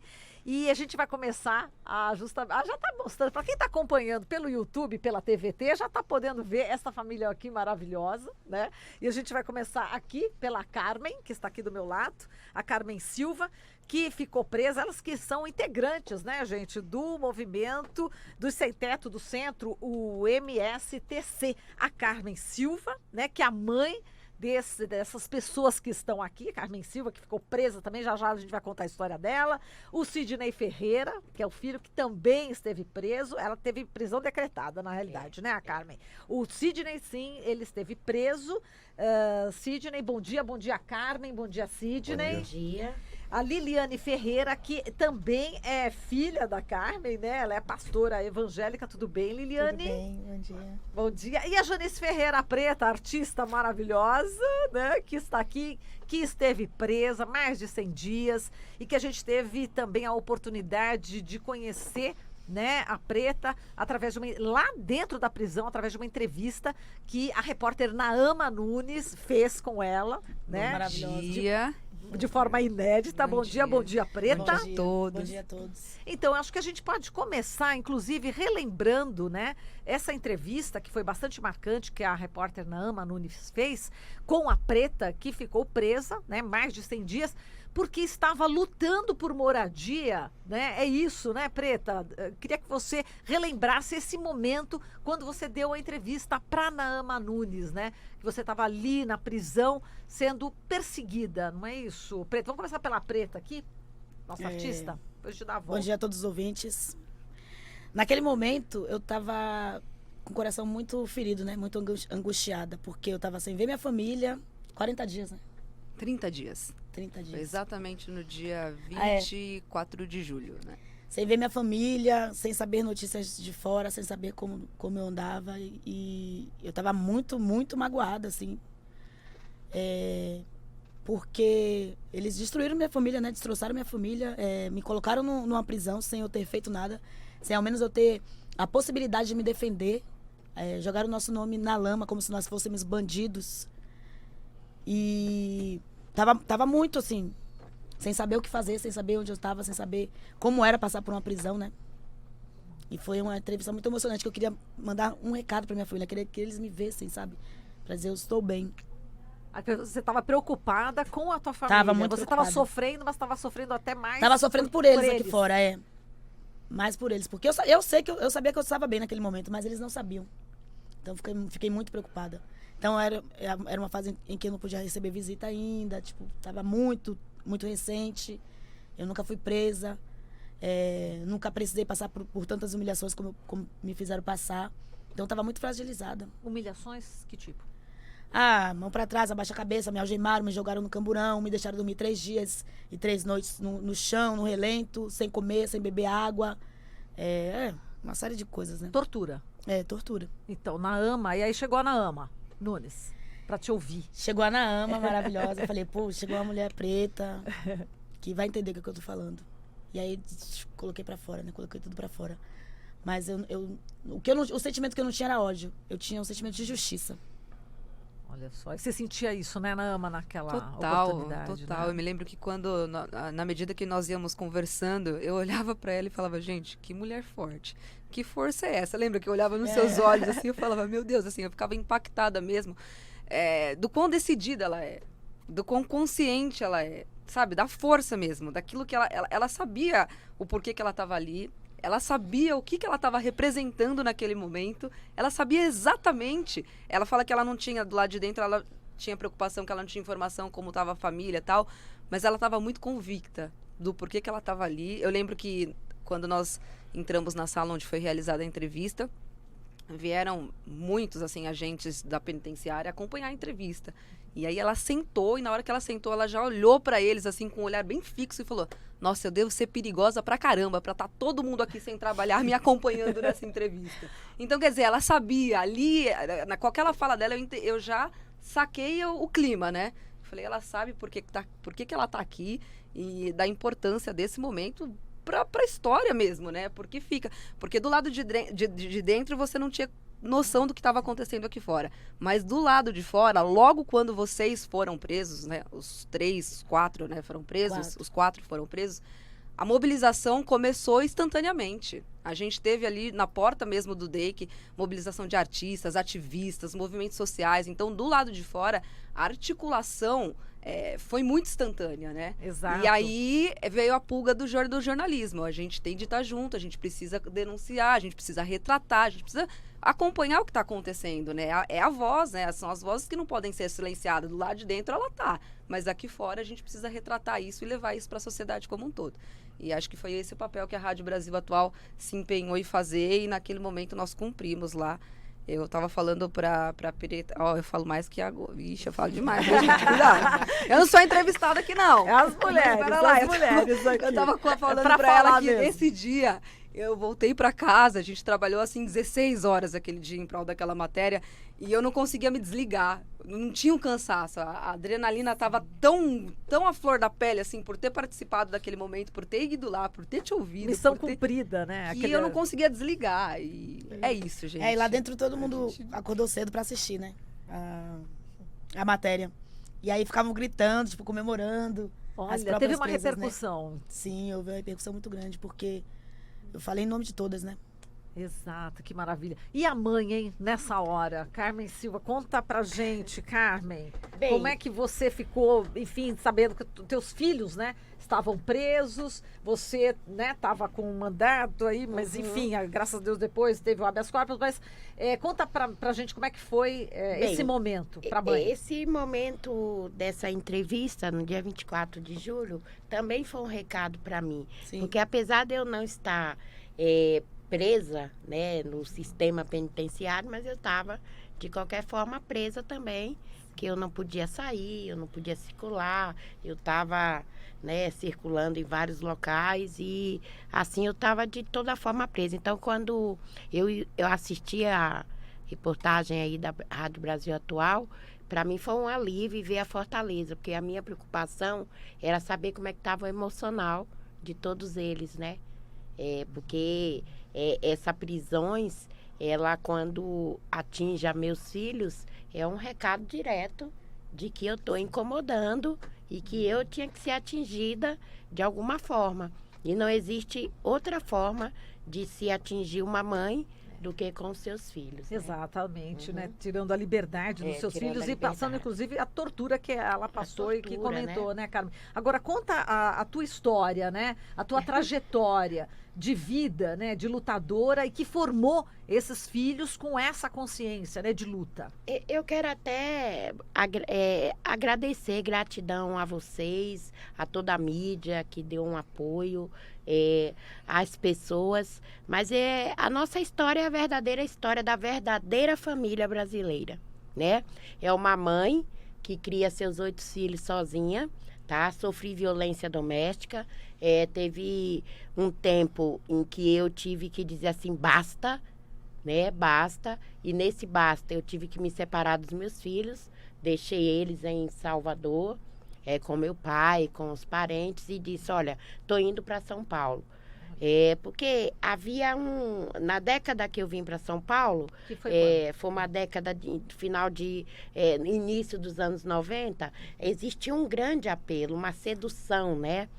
Nessa sedução, São Paulo é uma grande metrópole, tem emprego, tem moradia, papá. E hoje eu falo assim, a mesma falta de política pública que tem em São Paulo também tem na Bahia, são iguais, só muda o território, né? E o principal culpado disso começa com uma simples ação, uma simples atitude, que é a escuta do Estado, né? Se o Estado tivesse uma preparação aos seus cidadãos de escuta, nós não vivíamos esse êxodo, essa busca inconstante do melhor, né? Porque a verdadeira família brasileira, ela tem problemas seríssimos, que é a mulher como um sistema que é um Brasil colonial machista, né? Onde a mulher tem que ter sempre a condição de inferioridade, não pode estudar, tem que criar filho, tem que apanhar de marido, tem que levar filho para a escola, tem que levar para a creche, tem que se virar, tem que vestir, tem que dar o que comer, né? E sempre as preocupações sempre vêm para a mulher. E quando a mulher, ela toma atitude de dizer assim, opa, chega, ela também não tem um acolhimento e nem tampouco tem, como se fala, um suporte para isso, né? E quando eu chego aqui em São Paulo, desperta em mim o seguinte, morre a Carmen Silva, individualista, que pensa só no eu, no meu, e aí eu tenho que descer toda aquela expectativa que eu chego aqui em São Paulo, acaba que eu me vejo numa cidade que tem os mesmos problemas, que não tem moradia, que não tem emprego, que não tem uma escuta. Então eu vou parar na rua, vou parar em um albergue, e nesse albergue eu conheço, né, uma pessoa que já frequentava o movimento Moradia, e na década de 90 nós ainda estávamos com as consequências da Erundina, do plano de moradia da Erundina, que eram os mutirões, né? A Erundina teve um desempenho muito grande com moradia na cidade de São Paulo, né? Erundina é fundamental. E aí essa pessoa insistia para que eu fosse nessa reunião de movimento, eu dizia não, eu não acredito nisso, isso é ilusão. Aí acontece que eu vou, chega lá, me bate uma consciência. A primeira coisa que eu aprendo é o coletivo. O meu problema não era maior ou pior do que quem ali estava. Então, é nesse consenso que nasce Carmen Silva, que tem um pensar coletivo, que deixa de viver suas dores, para também pensar que existiam outras mães que, como eu, apanhava, que passava por dificuldade, que não tinha um Estado que tivesse uma escuta e que era necessário resistir. E a resistência, ela passa, primeiramente, por você ter a condição de existir, de pertencimento. Você tem que se reconhecer. Se reconhecer, eu existo, eu sou um ser, eu faço parte da humanidade, eu tenho direitos e também tenho deveres, né? E um dos principais deveres é condicionar que você tem a responsabilidade também com os outros. Agora, Carmen, você estava em que bairro exatamente quando você estava lutando por moradia? Qual era o local? Na região central. Na região né? central. Na região central. Já tinha ocupações? Não, Ainda não, não havia ocupações, né? Naquela época só se falava nos mutirões e era bem lá. Na Zona Leste. Na Zona Leste, na perifa da perifa. E era incrível que a região central estava totalmente abandonada. Totalmente abandonada. E aí, aprendendo, né? Tendo diálogo, escuta, começa a participar de conferências, de audiências públicas, onde a gente começa a discutir a moradia como um todo, como urbanismo, porque a moradia ela não tem que ser vista simplesmente como uma caixa, ela tem que ser aquecida de outros direitos, principalmente tem que pensar na saúde, na educação, na mobilidade, na cidade, no pertencimento, né? O urbanismo é uma questão de direito muito séria, que a gente tem que aprender a discutir o urbanismo, né? Que cidade que nós queremos, então tem que se aprender. E aí eu começo, junto com outros, a questionar o seguinte: por que a cidade está vazia das 6 horas da tarde, na década de 93, 94, 6 horas o centro era totalmente vazio, era escuro. As pessoas tinham uma pressa de ir embora, com medo de ficar na região central.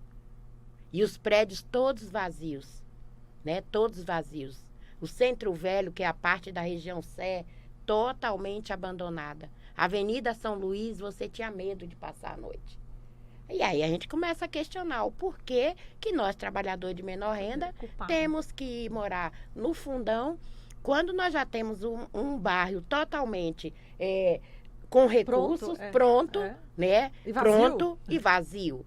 Né? Porque a gente também tinha que pensar que quando você constitui grandes glebas habitacionais distantes, a gente tá movendo várias coisas. É questão de meio ambiente, é questão da falta de emprego. Uma das condições que nunca deixou de existir é a questão da ditadura da carteira de trabalho, né? Do endereço.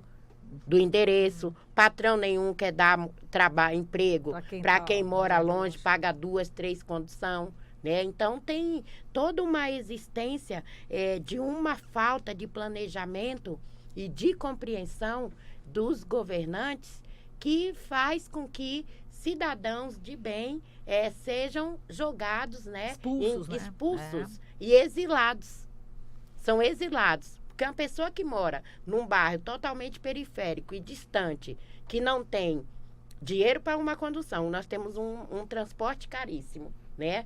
Não tem dinheiro para pagar um aluguel, né? Porque é caríssimo. Não tem uma saúde, não tem um posto de saúde, não tem uma creche para seus filhos, está totalmente exilado. Aí cria-se o quê? Fatores de exílio, aonde fala... Por que tanta falta de segurança? Por conta do meio ambiente, mobilidade. São fatores que tudo isso se junta com a falta de escuta e de planejamento que infelizmente, nos governantes. Nossa, mas que conhecimento profundo, né? tá chamando a minha atenção, deve estar chamando a atenção de todo mundo, conhecimento profundo sobre habitação, sobre urbanismo, sobre as questões sociais. Parabéns, Carmen. É vivência, a experiência mesmo, né? Experiência. Ali de vida, né? Agora, eu queria até... Olha, voto em você, viu? Eu também. Agora, vamos deixar o menino falar também, o Sidney, né? O Sidney Ferreira, que também ficou preso, né, Sidney? Conta dessa sua experiência, né? Enfim, desse momento tão dolorido, né? Da sua vida. Experiência nova, um aprendizado, né? Nunca tinha passado por uma prisão. Né? Você vai preso por uma coisa que você sabe que você não cometeu um crime. Quando você comete um crime, você vai preso tranquilo, mas você sabe que você está preso inocente, você sentia totalmente por baixo, né? Não tem como demonstrar, falar sobre o sentimento que você cria, uma revolta, mágoa, né? É muita dor, né? Pô, bastante, né? Você quer conviver com outros presos, não que os outros presos tratassem a gente mal, mas assim, pra mim era um mundo novo, né? Foi um mundo novo, uma experiência de vida, né? Sim. E ter uma mãe assim, como essa, hein? Que fortaleza, né? Isso te inspira, né, Sidney? Sim, a família em si, né? Que somos muito unidos, né? Mas, graças a Deus a gente teve uma criação de uma união muito forte, a gente tem em casa. Exato. E de lá, no caso da prisão, você gostaria de falar alguma coisa, de como você foi tratado? Acho importante também a gente revelar também o que aconteceu. A Preta falou, né? O que ela passou lá, e você, o que você passou lá? Como é que foi o tratamento que você recebeu? O tratamento foi com os outros presos normais, né? Passei 10 dias no castigo, depois eu desci pro convívio com os outros presos. Do castigo? Como é que é a história? Chama o RO, né? Quando você vai em inclusão, quando você chega, você fica isolado dos outros presos, né? Depois de 10 dias você desce para convívio. É uma avaliação de comportamento, né? É. Pra ver onde vai te colocar. E aí ficam te observando, é isso? É. Com a câmera. Esse isolamento. Dura a parte higiênica da cadeia, né? O banheiro, as condições é desumana, né? Nenhum ladrão, nenhum bandido que tá lá dentro merece aquilo lá. Que é desumano o tratamento que eles dão às pessoas. Fora a comida, né? Fora a comida. Como é que é a higiene e a comida? A comida não serve nem para cachorro, não te dá nem um animal para comer. Dizem que é uma lavagem, parece uma coisa para porco. Lá em Franco da Rocha vinha um pedaço de rato. Horrível. Cada pavilhão pegava um pedaço do corpo do rato. Então elas estão pedindo socorro. Nossa, nesse nível, né? Nesse nível. Que horror. E aí não conseguia se alimentar, não conseguia fazer a higiene? A higiene porque eles fecham a água, né? Tem rodízio de água. 35 presos em uma cela. Para usar trancado, para usar água. É complicado, fica bastante complicado. Era 5, 6 ao mesmo tempo no banheiro. Dá tempo de todos fazerem o básico. Sim. E calor, enfim. Calor horrível, eles sem água. Imagina um monte de gente com sede. No canto fechado. Sede. É horrível. Horrível, nossa, Sidney, que experiência. Olha, eu vou até fazer uma colocação, assim, só orando muito, porque eu vou te explicar por quê. Porque tem aqui a Liliane Ferreira, que é filha da Carmen também, e é pastora evangélica, né, Liliane? É. E você, do lado de fora, também orando bastante, como é que... E você foi perseguida também, Liliane? Fui, eu como tive é minha prisão decretada também. Fiquei 1 mês, quase 2 meses com esse pedido de prisão. Foi bem complicado porque eu não acreditava que aquilo estava acontecendo com a minha família. Aí chegou um momento que eu falei, eu vou me apresentar, porque pelo menos eu vou conseguir ver meus irmãos. Porque antes de sair o pedido de prisão, já tinham decretado que eu não poderia visitar minha família. Então eu fiquei muito desesperada por não conseguir visitar a Preta, o Sidney, que, como o Sidney falou, nós somos bem unidos. Então eu não acreditava que aquilo estava acontecendo. E aí quando eu consegui, antes de sair o pedido de prisão, consegui ajudar eles no que eu podia e me empoderei, consegui ajudá-los pela causa, mas quando saiu o pedido de prisão, aí destabilizou tudo, porque não tinha mais como ajudá-los. E aí a minha família, as minhas outras irmãs ficaram desesperadas, conseguiram se empoderar para nos ajudar, mas eu acho que o que mais me doía mesmo era não conseguir visitar a Preta e o Sidney. E aí eu falava, vou me apresentar, e não sei como é que eles ficavam sabendo disso, e eles mandavam um recado, não, Fala pra ela não vir, não. Fala pra ela segurar aí, que eu seguro aqui tudo. E eu falava, meu Deus, eu doida pra vê-los e eles não querendo. E eu lembro de um episódio que a Preta falou pra mim assim, esses dias. Quando abria os portões lá, que chegava novas presas, eu morria de medo que fosse você. E eu falava, meu Deus do céu, eu chorando por eles e eles sendo forte lá por mim pra não me apresentar. E eu não conseguia acreditar nisso porque a Preta e o Sidney nunca... Isso não era vida pra eles. Não era compatível, não cabia. E quando eu começava a ver as matérias de que a nossa família era isso, era aquilo, eu falava, não era da gente que estavam falando. Porque eu não conseguia associar as matérias com a nossa família. Eu falava, que crime é esse? Por que isso está acontecendo com a gente? Ficava morrendo de medo da manhã, fiquei quase 4 meses sem vê-la. Foi muito angustiante, muito preocupada com ela. E eu ficava morrendo de medo quando saiu o pedido de prisão para mim e minha cunhada, que não está aqui hoje, que ela teve que sair às pressas. Que é a Adriana. A Adriana, ela foi operar. França Ferreira, né? Isso, ela estava internada até ontem, saiu do hospital ontem mesmo. E aí eu e ela ficávamos orando, chorando, preocupada com a saúde da manhinha, preocupada com a Preta, com o Sidney. Quando eles escreviam cartas, para mim era um alívio, mas era todo dia acordando angustiada, orando, chorando ao mesmo tempo. Haja fé, né? Haja fé. Haja fé. E me diga uma coisa, você é pastora em qual igreja? Conta um pouquinho também da sua história. Eu sou pastora na Sara Nossa Terra, já tem 11 anos. Qual o nome da igreja? Sara Nossa Terra. Sara Nossa Terra. Eu cuido muito dos jovens da Bela Vista, jovens com depressão, com problemas dentro de casa com a mãe, com os pais. Pelo fato de eu ter sido conselheira tutelar há 8 anos, então eu já tenho esse trabalho com jovens no bairro e agora estou no Conselho Municipal, que é o CMDCA, então o trabalho só aumenta, né?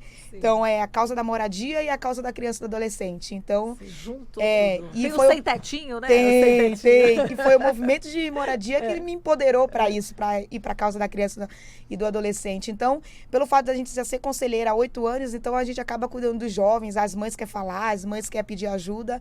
Então acabou que eu virei líder dos jovens lá no nosso bairro e pastor ao mesmo tempo. Então é bem legal o trabalho que a gente faz. Agora você vê que você tocou num ponto, quer dizer, quando ela via as notícias, né, na AMA, jornalismo, agora a gente vai, né, avaliar um pouco. Quando ela via as notícias, ela não estava vendo a família dela ali, né? Ela estava vendo outras pessoas ali, da forma como vocês foram tratados pela imprensa. Não é isso? Eu queria que fizesse uma rodada aqui em relação à questão da mídia, né? Como é que vocês veem o papel da mídia e viram o papel da mídia na cobertura do caso de vocês? Eu vou falar um pouco do meu olhar, assim. Eu acho que a própria mídia, a mídia que está acostumada a fazer matérias falsas, deram um tiro no pé, porque eles não sabiam que a nossa família era tão engajada no social e que tinha todo esse viés artístico de imprensas que verdadeiramente dão a notícia.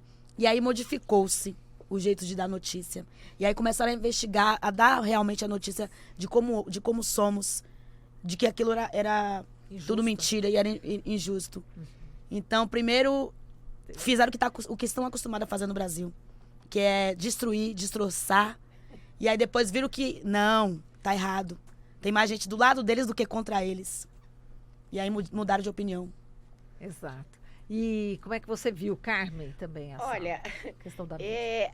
Eu sempre, há uns 5 anos, eu sempre trabalhei junto com a mídia alternativa, tá? Sim.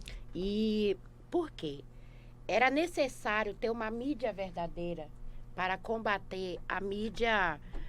A mídia tradicional, a mídia capitalista, a mídia que vende título e não vende a verdade. E, como o Preta citou, foi muito importante a opinião pública, a rede. Eu acho que a mídia tradicional não sabia de toda essa rede que nós tínhamos do trabalho, né? Então, eles tiveram que mudar. E também encampado pela narrativa da mídia, né, alternativa, porque a mídia verdadeira é aquela que está junto ao povo, que sente as dores do povo, que realmente vê a notícia como é, se tiver que dizer algo ruim, mas verdadeiro, se tiver que dizer algo bom, verdadeiro, e dizer aqui, até aproveitar a oportunidade para quem está nos assistindo, nós não pagamos a mídia alternativa em nada. Ela está lá para dizer o que de verdade acontece, né? E graças a Deus, né, Lili? Exato. Graças a Deus, mas o Deus verdadeiro, não o Deus que se pregam aí, tá? Esse Deus é outro, né? Esse Deus é desconhecido. Esse é o Deus do amor, que é isso aqui que nós conseguimos. A verdadeira família, ela é regida pelo amor, que é o amor que é a resistência a esse Deus falso que se pregam aí para aquelas famílias, né? E nós estamos acompanhando também aqui, viu, Marilu? Importante falar a participação dos nossos internautas que estão aqui acompanhando a entrevista. A Bernadette da Lapa, ela já mandou um recadinho aqui, mandou a Preta aqui, né? Livre, a Preta tá até aqui vendo, viu, Bernadette, sua imagem. Linda. Obrigada. E ela tá falando, que lúcida é a Carmen, uma verdadeira cidadã. A informação é todo esse contexto que ela falou para o conhecimento dos nossos ouvintes, né, Marilu? Exatamente. Aqui participando. O Erivaldo de Guarulhos, ele também está participando, ele mandou uma foto da Preta. Beijo, aqui. Erivaldo. Ela tem um fã-clube aqui, eu estou percebendo, né, ouvintes Rádio Brasil Atual. Além de líder do Sem Teto, ela é uma artista, gente. Vamos esquecer que depois a gente vai abordar este aspecto da vida de Preta, ela né? Tem um fã-clube bem fiel aqui, eu estou sacando, viu, ouvintes? Mandou uma foto dela aqui bem bonita, dizendo que está acompanhando a reportagem, muito interessante, dessa família linda. Manda um abraço para eles. Quem mandou aqui o recado foi o Erivaldo de Guarulhos, aqui de São Paulo. Outro abraço, obrigada. Mandou aqui pra gente. Também teve o Geraldo de Itupeva. Ele tá fazendo aniversário hoje, parabéns. Parabéns da família Ferreira aqui nos estúdios. Parabéns. Fala aqui também a professor, parabéns duplamente então, porque também parabéns, duplamente. Guerreiro também. Parabéns também. E ele fala, diga Preta e a família, como posso dar aula como voluntário para jovens e adultos dos movimentos sociais. Tá aí um recadinho. Daqui a pouquinho vou passar aqui os contatos e a gente segue com essa demanda então, tá bom? Não vamos abrir, senão fica muito extenso aqui. Tá certo. Tá chegando mais parabéns aqui, Mogi das Cruzes também, a nossa audiência em Mogi é muito grande, tá parabenizando a Preta, a Carmen, beijo, Mogi, e obrigada. os demais guerreiros na luta por moradia. A Bernadette Oliveira tá falando que lindo, uma pastora cidadã de verdade. Olha só. Bom, e agora a gente vai fazer um contato aqui com uma pessoa que vocês conhecem bem, que é a Aline Andrade Silva, que é advogada. Ai, maravilhosa. Aline, se junte a nós aqui, Aline. Ela vai entrar por Skype. Vamos ver a Aline aqui. Cadê a Aline? Oi, Aline. Olá. Tava faltando Bom você, dia. Aline. Gente, que doutora linda. Tá vendo só? É uma jovem, negra, linda, maravilhosa, com conhecimento incrível. Ela deu uma entrevista outro dia aqui pra gente, deu uma aula também, né, Aline? E diga lá, Aline, como é que tá a situação desse pessoal que tá aqui comigo, né? Porque o processo continua. Vou falar com a advogada. Doutora Aline, como é que fica a questão toda aqui de Preta, enfim, Carmen, Sidney e mais pessoas envolvidas aí que estão, enfim, sendo perseguidas, né, na realidade, pela justiça? Bom, a gente tem ainda alguns passos para tomar, né? O primeiro era a liberdade, né, da Preta e do Sidney, isso a gente conseguiu. Tem um grupo de advogados grande envolvido no caso, então também é importante dizer, quinta-feira a gente está também brigando, né, pela libertação da Edinalva. E você ficou. aí Cadê você? Vai agora trabalhar. Eu estou tentando ajeitar isso, minha agora acho que ajeitou. melhorou um pouco aqui. Vamos lá. E, bom, para o nosso processo, o que importa? A gente tem ainda que brigar pelas cautelares, então eles ainda estão com uma proibição de sair no período noturno e de saída nos finais de semana. E aí a gente, enfim, a Preta produtora cultural, a Carmen uma liderança, eu sei que a Lili também pastor, o Sidney educador, então a gente precisa que eles tenham condições de fazer seu trabalho e possam sair livremente. A gente conseguiu tirar uma cautelar, né, que era da proibição da família se encontrar, mas a gente ainda tem tudo no processo, então a gente vai fazer agora a defesa.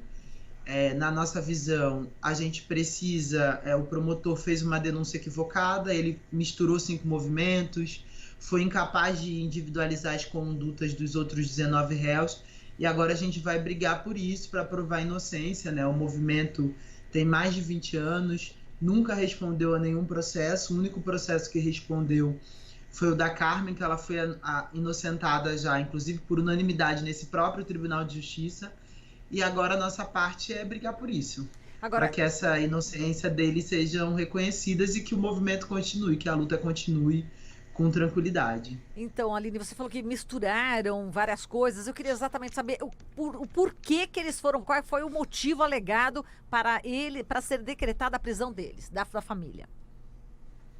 Bom, o processo começa, como acho que, né, é de amplo conhecimento, com a denúncia sobre o Wilton Paz, e o DEIC começa a fazer uma investigação e junta todos os movimentos e coloca que os movimentos praticam extorsão. Ou seja, que a contribuição paga pelos moradores do movimento, e nós, né, que moramos em casa ou moramos em condomínio, sabemos que nosso prédio precisa de manutenção, precisa de limpeza, então é normal, todo mundo paga a taxa condominial, digamos assim, e aí eles estão dizendo que há extorsão e grave violência. O que acontece é que quando o processo se inicia, essas testemunhas que dizem que foram ameaçadas, elas são sigilosas. Então, a gente não consegue ter acesso a quem são as testemunhas do processo. A gente não sabe quem está trabalhando no processo, né? Quem está denunciando no processo. E depois a gente consegue tirar o sigilo dessas testemunhas e a gente descobre, inclusive, que uma boa parte delas, em especial na denúncia em relação a Carmen, são as mesmas pessoas que a denunciaram num processo que ela já foi inocentada. Né? Então, agora a gente não concorda com a denúncia do Ministério Público, inclusive não há acordo, né, entre o próprio Ministério Público, porque o Ministério Público, né, o promotor que fez a acusação, o Cássio Conselino pediu a prisão, mas quando nós estávamos lá no julgamento do primeiro habeas corpus, o próprio Ministério Público pediu que eles respondessem em liberdade, que é um fato inédito.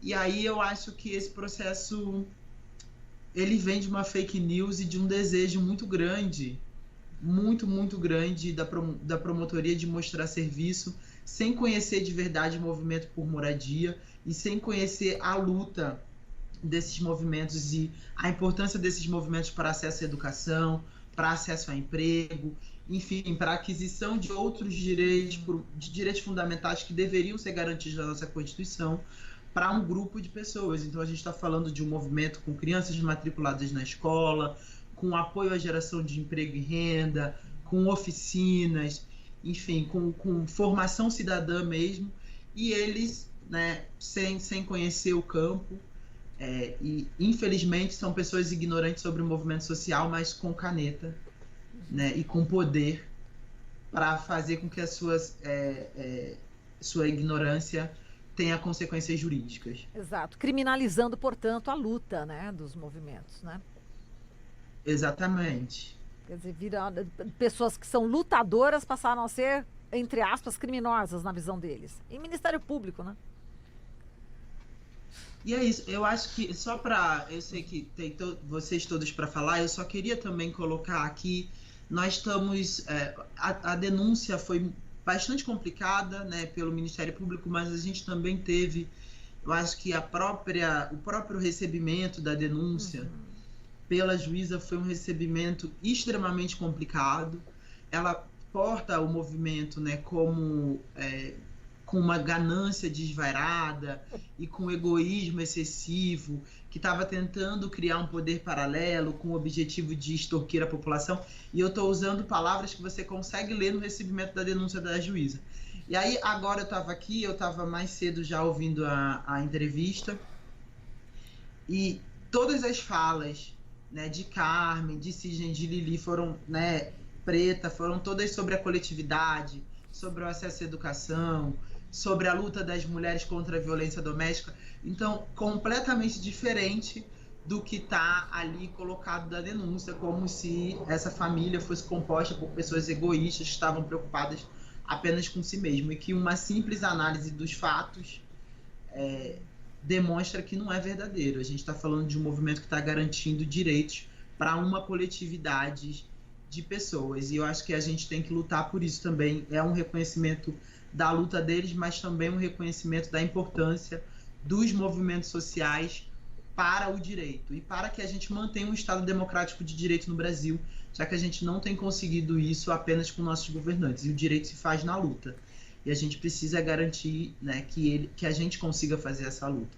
Exato. Bom, a gente teve, inclusive, aí a repercussão, né, Aline, de importantes juristas brasileiros em defesa, né, de toda a família, artistas, enfim. Existe uma mobilização, né, total no Brasil para que realmente acabe, né, de uma vez por todas, tudo isso que eles estão passando aqui, né? Agora precisa que as autoridades deem um ponto final. Esse ponto final está longe, Aline, é essa a questão.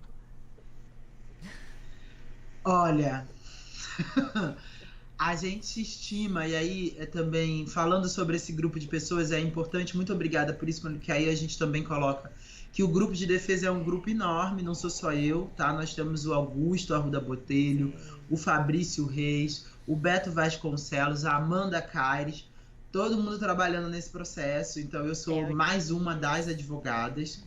E a gente estima nesse grupo de defesa, a gente tem a Aliança, a Comissão Arnes também ajudando. A gente estima que o processo entre instrução, julgamento e tal ainda vai mais 2 anos. 2 anos? Gostaria que fosse menos. 2 anos? 2 anos. Nossa, realmente. Aline, a gente agradece aqui a sua participação, né? Que a gente já está encerrando aqui, enfim, o jornal. Muito obrigada, um grande abraço, muita força. Eu que agradeço o convite e mando um beijo para essa família maravilhosa. A gente se vê agora por aí. Aline. Beijo para pra que não você. só para falar do processo. Obrigada por tudo. É isso aí. Falamos aqui com a Aline Andrade Silva. E só para a gente terminar, estamos no finalzinho, né? Ô, Preta, será que a gente consegue encerrar aqui essa entrevista? Você, sei lá, cantando um pouco, para a gente, né, numa força, numa vibração, no alto astral que a gente precisa, né, para enfrentar todo esse retrocesso. A gente encerra aqui a entrevista, pode ser? Pode ser. Vamos lá, então, Aline, alguma coisa ela nem quer falar, o olhinho dela ali tá falando. Diga lá, Aline. Ela tem um olho muito expressivo, né? Muito. Eu queria mais 1 hora aqui de entrevista, gente. Mas tudo bem. Eu só queria rápido, antes de ela cantar e encerrar. Quando eu assisti o vídeo ali, quando ela saiu da prisão e bastante emocionada, ela mandou um recado para a sociedade pedindo para a população estudar, né? Ela disse para todo mundo estudar, gravou também recentemente um novo vídeo com esse recado, falando que só a educação é capaz de transformar todo esse cenário que a gente está vivendo aqui no país, né, atualmente. E a gente vive um momento muito complicado da educação do nosso país, né? Hoje, dia do professor, aqueles que lutam ali, aqueles que vão para a sala de aula enfrentar os desafios, mas também levar ali a formação, né, para os seus alunos. E a gente vê o Brasil indo na contramão, né? Na contramão com conservadorismo, com avanço dentro das salas de aulas, cada vez mais limitando a atuação do professor, cada vez mais um cenário avançando de uma forma que não seria o ideal, a educação ali, que eu tenho certeza que a Preta se referiu naquele momento. PEC que congela os gastos da educação, que bolsas sendo cortadas desde do ensino universitário, passando por todos os níveis da educação. E como é que você vê isso atrelado a tudo que você passou, Preta? A gente está indo na contramão daquele pedido que você falou, estudem porque a educação é capaz de transformar. Dentro do presídio você vê a diferença de uma pessoa que tem estudo e quem não tem. Existe um apartheid dentro dos presídios. Então, quem tem estudo, de um certo modo, tem privilégios. E se todo mundo partir para o viés dos estudos, o sistema não vai aguentar. Mas quando eu falo em estudo, é estudar como um todo, assim, estudar outras pessoas antes de julgar, né? Se formar, ser uma pessoa que aqui no Brasil interessa muito o diploma. Então, seja essa pessoa que tem o diploma, porque o sistema quer as pessoas burras para manipularem, quer as pessoas analfabetas para manipular. Então, quando um preto tem estudo, eles não conseguem. Então, se torna um inimigo. Então, o que vai salvar esse país mesmo é o estudo. Eles estão investindo em presídios, em cadeias, em todo o Brasil e tirando verbas da educação. Por quê? Já estão prevendo o futuro para o país. Deixar de criar escolas para criar presídios é porque está prevendo o futuro da nação. Então, vamos ser obedientes, estudar. Eles não querem pessoas inteligentes, formadas. A gente faz, a gente cria. Então, o que vai salvar esse país mesmo é o estudo. Maravilha. E aí a gente encerra agora, né? A gente está João da hora que por causa do horário, mas com a promessa de que vocês voltam. Claro, voltaremos. Pode ser? Não é? A gente faz uma outra rodada aqui no jornal e... eu vou cantar uma música que eu fiz lá no presídio para todas as mulheres que lá se encontravam, né? Porque Eu cheguei, não tinha nada, elas sem ter nada me deram muito amor. Tiraram uma força, elas tiram força de lugar que ninguém sabe. Chama-se Não Perca Sua Fé. Em meio ao fluxo e refluxo da maré do meu destino, eu lutei bravamente no silêncio profundo. O medo que tentou me afogar no mar da solidão puxou a minha mão pra outra direção. Gritei bem alto porque me calar nunca foi opção. Nas horas obscuras a tristeza não perdura. Insista, resista, não fuja, não desista. Tire forças do além, olhe para o horizonte. Evolua sua mente, o caminho é pra frente. Nem toda essa tristeza é capaz de lhe parar. Coloque-se de pé, não perca a sua fé.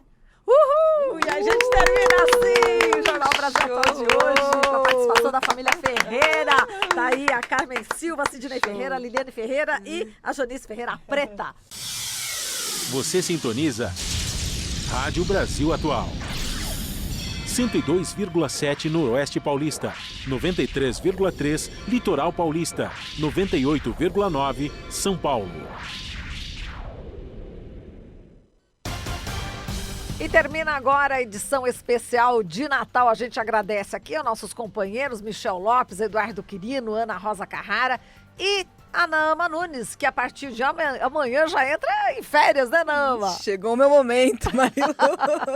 Tá feliz da vida pra curtir as férias, né? Merecidas, viu, Naama? Muito obrigada por ter dividido a bancada aqui comigo nesses dias. Eu que agradeço. Vamos ter outras oportunidades e eu te agradeço demais, viu? E boas férias. Obrigada, Michel, Ana Rosa, Eduardo Quirino, todo mundo. Muito obrigada mesmo. É isso aí. Um abraço também pro João da Hora aí, que também tá aí, também lá, né, dos bastidores, né, João? Um grande abraço para todo mundo, um ótimo Natal e amanhã a gente tá de volta às 7 horas. Até lá.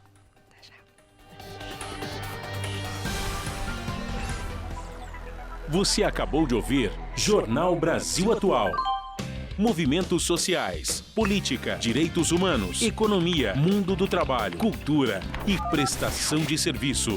Jornal Brasil Atual. As notícias que os outros não dão.